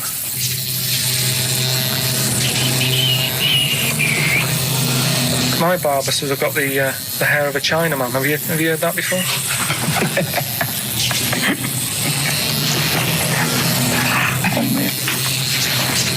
What? What's so funny about that? Is it serious or what? It's freaking me out. If my answers frighten you, you should cease asking scary questions. It's almost over. There you go. No, it's not brilliant, but I'll have to do, won't it? I reckon we'll have to buy her a hat on the way home. Yeah, that's probably a good idea. Do you think Suzanne's listening? It's alright, isn't it? I like the fact that in that she's represented with a sort of dimwit southern accent. Yeah. Your girlfriend. So I'm sure she'll have appreciated that. Alright, It was nice, yeah. It was a nice... I don't know what kind of copyright infringements that was made. Yeah. Well, Right, well, the question is, what did I say is odd about my hair? Odd about your hair? Yeah. Oh, well, Alright. yeah. Fans of the show will know that already, I'm sure. Yeah, so email in, ricky.gervais@xfm.co.uk or, just email, actually. Yeah. Bored? Right? Yeah. You can win some tat. The usual address. That is a beautiful record. Yeah, this is Thunder Road by Bruce Springsteen, as recorded by Badly Drawn Boy. You'll enjoy it. Good job. Right, Karl. This is where he shines. This is where Karl gets... This is what Karl gets Mondays off for. Yeah. Okay, Karl, what is it? You want to explain this? It's the bit when I'm in a film and sort of edit me into it so I'm like an actor in a major film. Yeah. We've done Kes, we've done One Flew Over the Cuckoo's Nest, Shining, stuff like that. Mm-hmm. This week, it's A Few Good Men. Brilliant film. Brilliant film. With Jack Nicholson and that. Yeah. So you listen to this and we'll give the question later on, probably. Let's give it after this. All right. Yeah, we'll give it after we've heard the clip. I haven't really got one sorted, but I'll think of one whilst it's on. So have a listen to this, take everything in, and then the question at the end. So it's a scene where it's the court case. Yeah. All right? All right. All rise. Call your witness. Yeah, he's just coming now. All right, Jack. Colonel. What? I'd appreciate if he would address me as Colonel or Sir. I believe I've earned it. Defense counsel will address the witness as Colonel or Sir. All right. All right, Colonel. Bit smart today with all the army stuff on. You ever served in an infantry unit, son? Nah. Brother did. He was in the army. Got kicked out though because he went for a packet of fags in a tank. Weird that, isn't it? No, it's not. It's tragic. I wouldn't say it's tragic. I'll show you something tragic. I always carry this book around with me. I always show it to people. It's got like the top 50 weird people in the world in it, right? It's all sorts of weird stuff in it. Look at this one here. It's a fella, right? He's got 2 heads. And the weird thing is, right, is the top 50 weird people in the world. He's at number 50, he's got 2 heads. Right? Makes you wonder what's going to be at number 1, doesn't it? Are these really the questions that I was called here to answer? No, but look at it. Imagine if you were his mate. You wouldn't get a word in edgeways, would you? If you maybe he didn't have any friends. Probably right. They say, don't they? They say 2's company, 3's a crowd. So... Please tell me that you have something more, Lieutenant. Yeah, I got loads more. For this fella at number 36, look at him. 3 legs. Little fella with 3 legs, right? Guess what his job is? My answer is I don't have the first damn clue. Well, I'll tell you. He's a juggler. I beg your pardon? He's a juggler. This is ridiculous. I know it's ridiculous. You're probably thinking what I'm thinking. Why wasn't he a footballer? Be great at keepy uppies and that. I'll answer the question. You want answers? It's just that I'd like to know the truth. Because You can't handle the truth. Gentlemen. Well, I've paid for the book, so I think I'm entitled to know why. I don't give a damn what you think you are entitled to. You better get somewhere fast with this, Lieutenant. What about this one then? This lad here, he's 12 years old, he looks 48. What do you think? No. Why not, though? You said you didn't want to know any more about the juggler. You didn't say you didn't I want to know know what I about said. I don't have to have it read back to me like All right. Lieutenant, do you have anything further for this witness? Well, just wanted to know if you thought Mr. Webfoot at number 42 should have took up swimming, but... Absolutely. And you'd say that now, wouldn't you? Forget it. Well, I don't know what to say, really. That's Karl Pilkington in the film A Few Good Men with Jack Nicholson, acting alongside Jack, and I have to say, giving him a run for his money. I think Karl is a really good actor. I genuinely think that. Should we put him in something? Yeah, definitely. Okay. All right, what's the question? What's his forte, do you think? Just sort of playing that sort of stuff. Okay. Deep stuff. Yeah, okay. Yeah, so we can sort that out. Think of a question there out of that little lot. You've not got one? Well, I've got... it was at number 36, whatever it was. What was it? Don't know. Let's... It was number 50. It was at number 50. Yeah, all right then. Okay. Yeah, who's number... what... Yeah. Well, yeah, what was odd about the guy who was at number 50 in the 50 weirdest people list? And just text in 83 XFM and put your address on there as well and that. What prizes are there, Karl? Loads of stuff. Yeah, let me just have a quick look. Oh, that's actually not bad. There's Lord of the Rings on there. Michael Palin's Around the World in 80 Days. If you've not had a chance to see that yet, it's been repeated about 80 times. Look Around You, which is an excellent show. That's really funny if you've seen that. There's some other good stuff. That's not too bad. And also the relatively poor stand-up DVD, Ricky Gervais's live Animals show, which is mediocre. Can't give him away. Yeah. All right. And you can win all those prizes if you can answer which question again? Who was the fella who was at number 50 in my book? What was up with him? Excellent. Right, so let's got to play Thorns. Some Thorns. Yeah. That's the most beautiful track I can't get enough of this. You'll love it. You'll love this. Billy Bragg, the Sunday Boy on XFM 104.9. Ricky's laughing because he's just thrown something at Karl. It made him jump. Yeah, that's worked well. Here are the prizes for the film quiz thing, which I think is what it's called. Brilliant. People will be loving this. It's Trance Anthems, Brilliant. 2003. We know we got a lot of trance fans listening. The best air guitar album, obviously. Yeah, of course, yeah. The best club anthems. Yeah.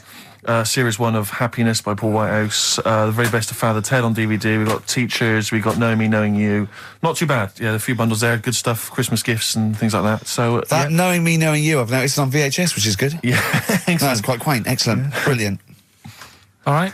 Yeah, so explain the conceit of this? It's when, we sort of dig out a film that I've been in. Mm-hmm. And this is...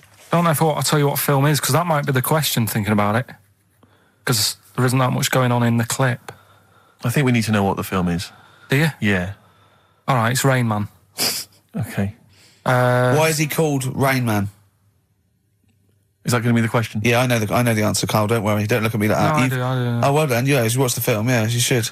Right, so it's you, Karl, in the film Rain Man. Yeah, it's the bit when Tom Cruise is in the doctors with the ill man. All right. There we go. You ready?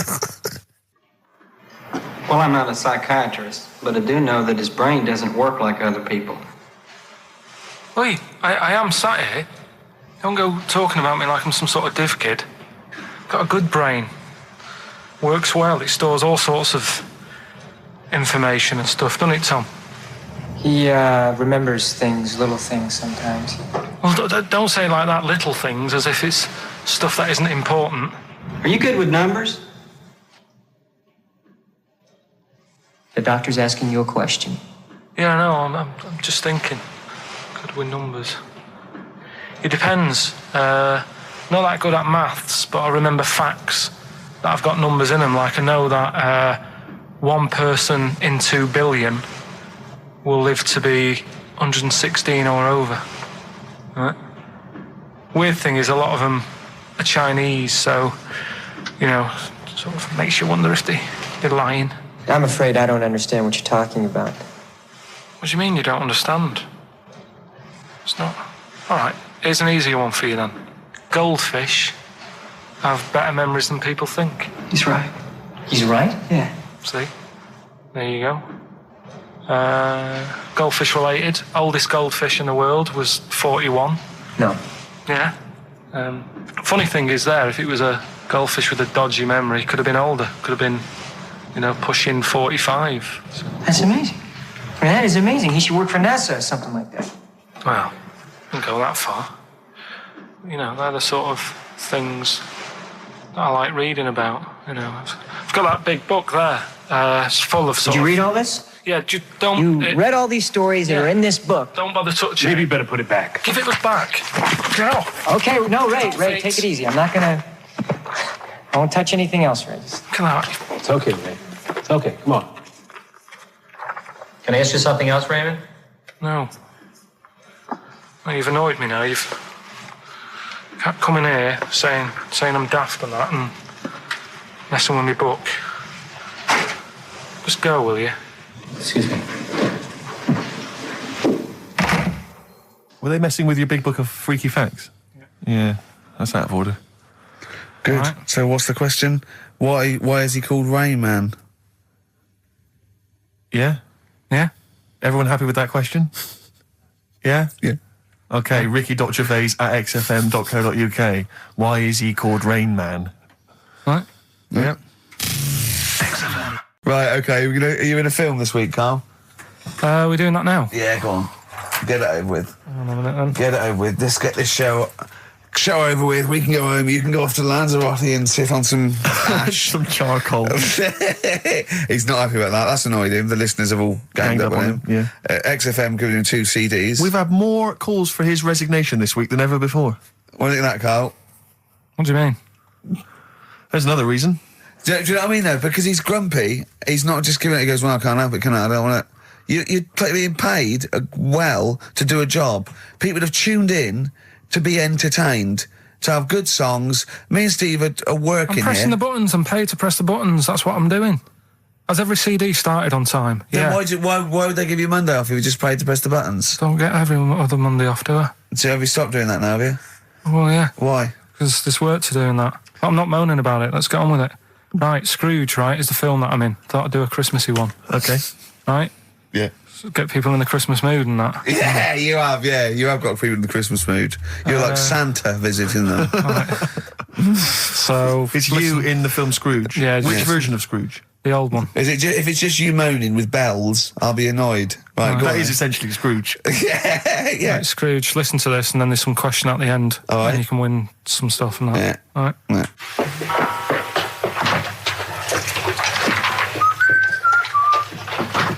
You're late. Only 20 minutes. What do you mean by coming in here at this time of day? I've just been doing some Christmas shopping, haven't I? Probably do some more shopping on Monday because it's my day off, isn't it? Yes, I know it is. You don't have to tell me. Do you want to see what I've bought Suzanne? No, thank you. I don't mind showing you. It's only a Christmas present, isn't it? Just bought some more condoms. Why? Well, I bought some last year. Got 2 boxes. They all got used, so... I'm very glad to hear it. How much do I pay you? Why are you asking? The presents I buy has got nothing to do with what I earn.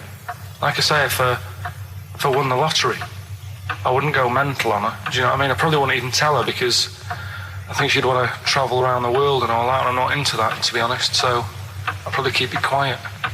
Why? Well, once you've been around the world, where do you go next year? Each to their own, though, innit? You know what I mean? Well, what do you want? What for Christmas? Not that fussed, really. And you, it's just as well I'm not that fussed, because do you know I do some work at XFM? Do you know what they're giving me for Christmas present? Nothing. No, might as well have been nothing. 2 CDs. That's it. I was well fed up. I'm sure you will. They give you a list of about 30 albums and you get to pick 2 off the list. So I've gone for Kings of Leon album and the best of Bob Marley. Mr. Marley has been dead these 7 years. In fact, he died 7 years ago this very day. Did he? Do you know what sort of donuts Bob Marley likes? It's not my business. No, it's not a proper question. It's an old Peter Kay joke. He likes the ones with jam in. Do you get it? Garlic bread. It's good, isn't it? Excellent. Oh! Carl, well done. Karl in Scrooge there. The only man more mean and depressed generally than Ebenezer Scrooge. Oh, dear. Oh. What's the question, Karl? Well, if people have been listening from the start, right, what albums am I getting? Yeah. Is that good? Mm-hmm. Good, yeah. What albums am I getting from for working for this place for 6 years? All right. Ricky.Gervais at XFM.co.uk. Another big moment here. We've had Rockbusters. We're going to have Karl's film quiz thing, isn't it? Yeah, it's a film quiz thing. I've done Planet of the Apes, right? Because one of the things we did in Lanzarote, went on this tour with sort of 3 northern blokes, and they didn't really know what they were talking about. Joking. You're joking. Northerners not knowing what they're talking about. You're having a laugh. No, they'd obviously sort of not had much luck here, right? And thought, let's go over to Lanzarote, buy some vans, right? Get people in it. We'll do a tour of the island.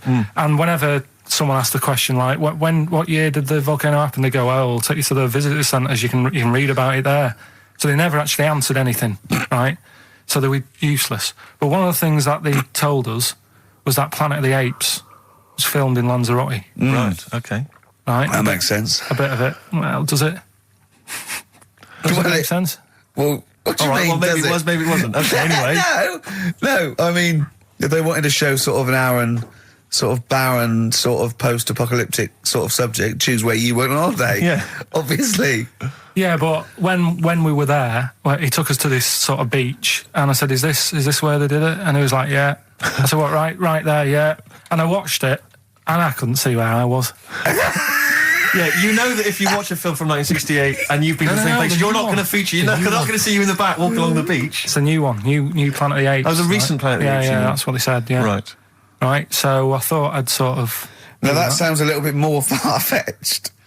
I'd have thought that was probably a lot in Hollywood. Yeah. Well, anyway, is this the current Planet of the Apes or the old one you've done? Current Planet of the Apes. This is the recent one. All right. There'll be a question at the end of it, so listen on that. Is this entertaining to anyone, this? I mean, just take the last 4 minutes of conversation. But seriously, Rick, who cares? I don't. Do you? No. I don't. DVD's selling well. Exactly, what do I care? All right, come on then. All right, so Planet of the Apes, question at the end of it, listen and win some stuff, all right? Hey, where am I? What is this place? Hang on a minute, hold on.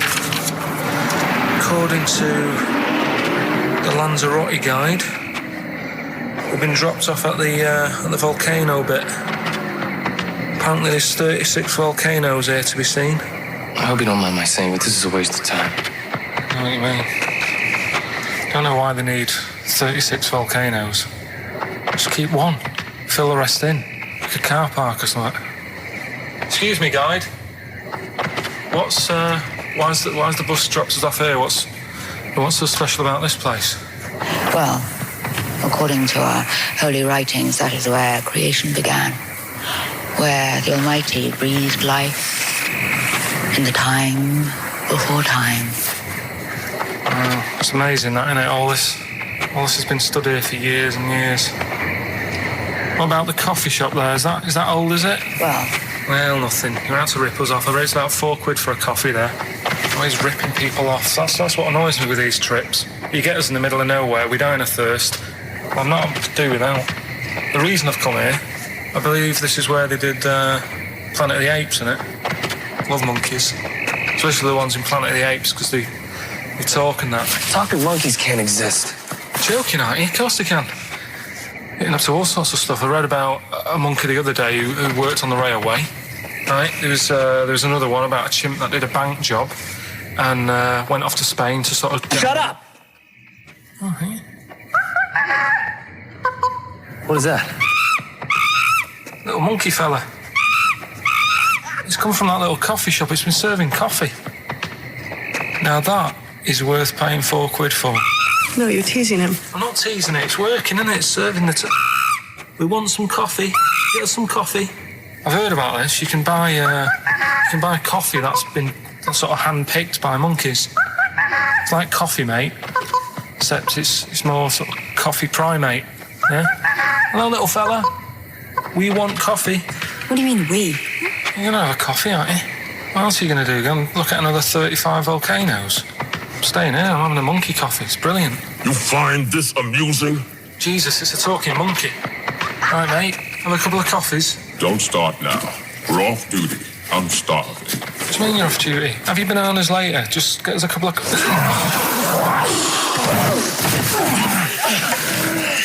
Right. I understand that you're tired and you've probably been on your hands all day. Just forget the coffee. You go and get some lunch. After you've got some coach, you lazy ass. You damn human!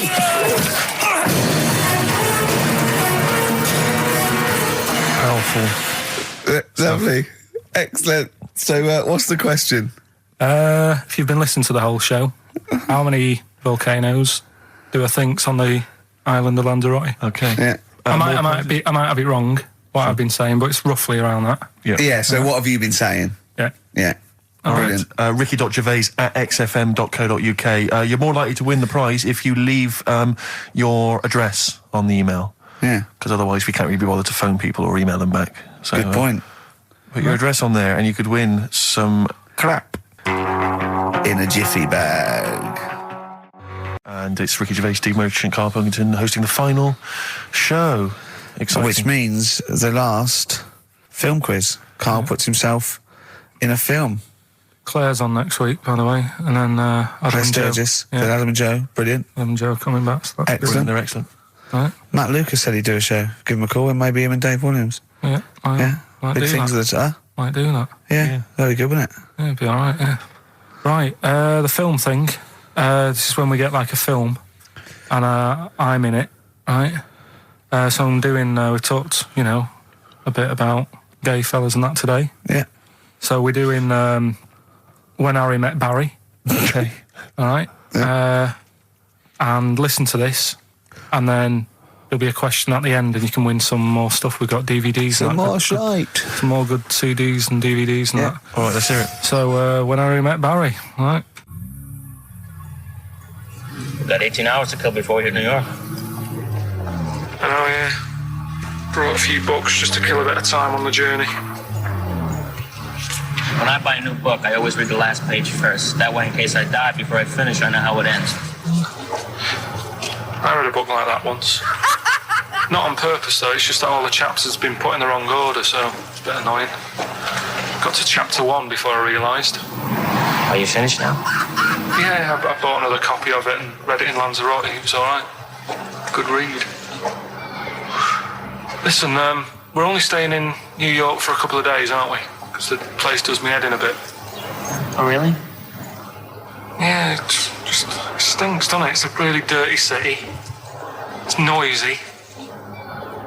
It's funny, the people who live there call it the city that never sleeps. I'm not surprised with all the noise. I couldn't agree more. Listen, I know you're gay in that, right? What is the attraction with New York for you lot? What? Because it is like the gay capital, isn't it? They all love it. Even that Rod Stewart song, that Killing of Georgie, that was set in New York, wasn't it? Yes, it was. Yeah, well, that song was about a gay fellow, wasn't it, who moved to New York and ended up getting beaten up. Not a great advert for the place. You keep going there. Weird. Actually, I know why you like it. It's because it's a city that never sleeps, isn't it? You lot like going out late. You sort of run your life at a different timetable to everyone else. Are you finished now? No, I'm not being funny. I'm just saying. Just don't think you should live your life like that. Why not? Don't start getting angry. I think I'm entitled to throw a little anger your way. Especially when I'm being told how to live my life. Yeah, you're right. It is your life. And that's what I'm saying. Don't be dragging me into it. What? Well, you know I'm not gay, so why did you buy me a butt plug for my birthday? I'm not going to use it. What do you want me to do about it? I take it back, okay? I take it back. Right. Want to spend the night in a motel? No. Why not? Because you're gay and I'm straight, that's why. Why aren't you seeing anyone? Well, I haven't seen Suzanne again. We only split up for a few weeks when she had that funny haircut that made her look like David out of Slade. It's grown again now. She looked weird, didn't she? Well, but forget that. Anyway, don't want to share a bed with you again, not after last time. Oh, geez, what are we supposed to do? Well, this isn't normal, mate. Pull over, forget it. All right. Forget Don't it. you... I don't want to talk about How it. is that Pull possible? over. Just pull over here. Fine, but let's just... That's nothing, I'll get a B&B. And by that, I mean bed and breakfast. Not bum and bollocks, as you call it, right? Get one thing straight. Not interested. See ya. Oh dear. Excellent. Oh, little Karl Pilkington. When Harry Met Barry, it's a classic film. What's the What song was I talking about? That, you know. Yeah, we know. New York What song? and stuff. Yeah, we got song, yeah, okay. Artist will do, or the song title, whatever. Yeah, okay. Email only ricky.gervais@xfm.co.uk. We can squeeze in a tune, and then I hope Oh, the Monkey final News. Monkey News. Oh, what tune have we got? How long is it? 3 minutes. It's a nice one, though. Brilliant, brilliant. Bit of Amy, man. Fantastic. All right.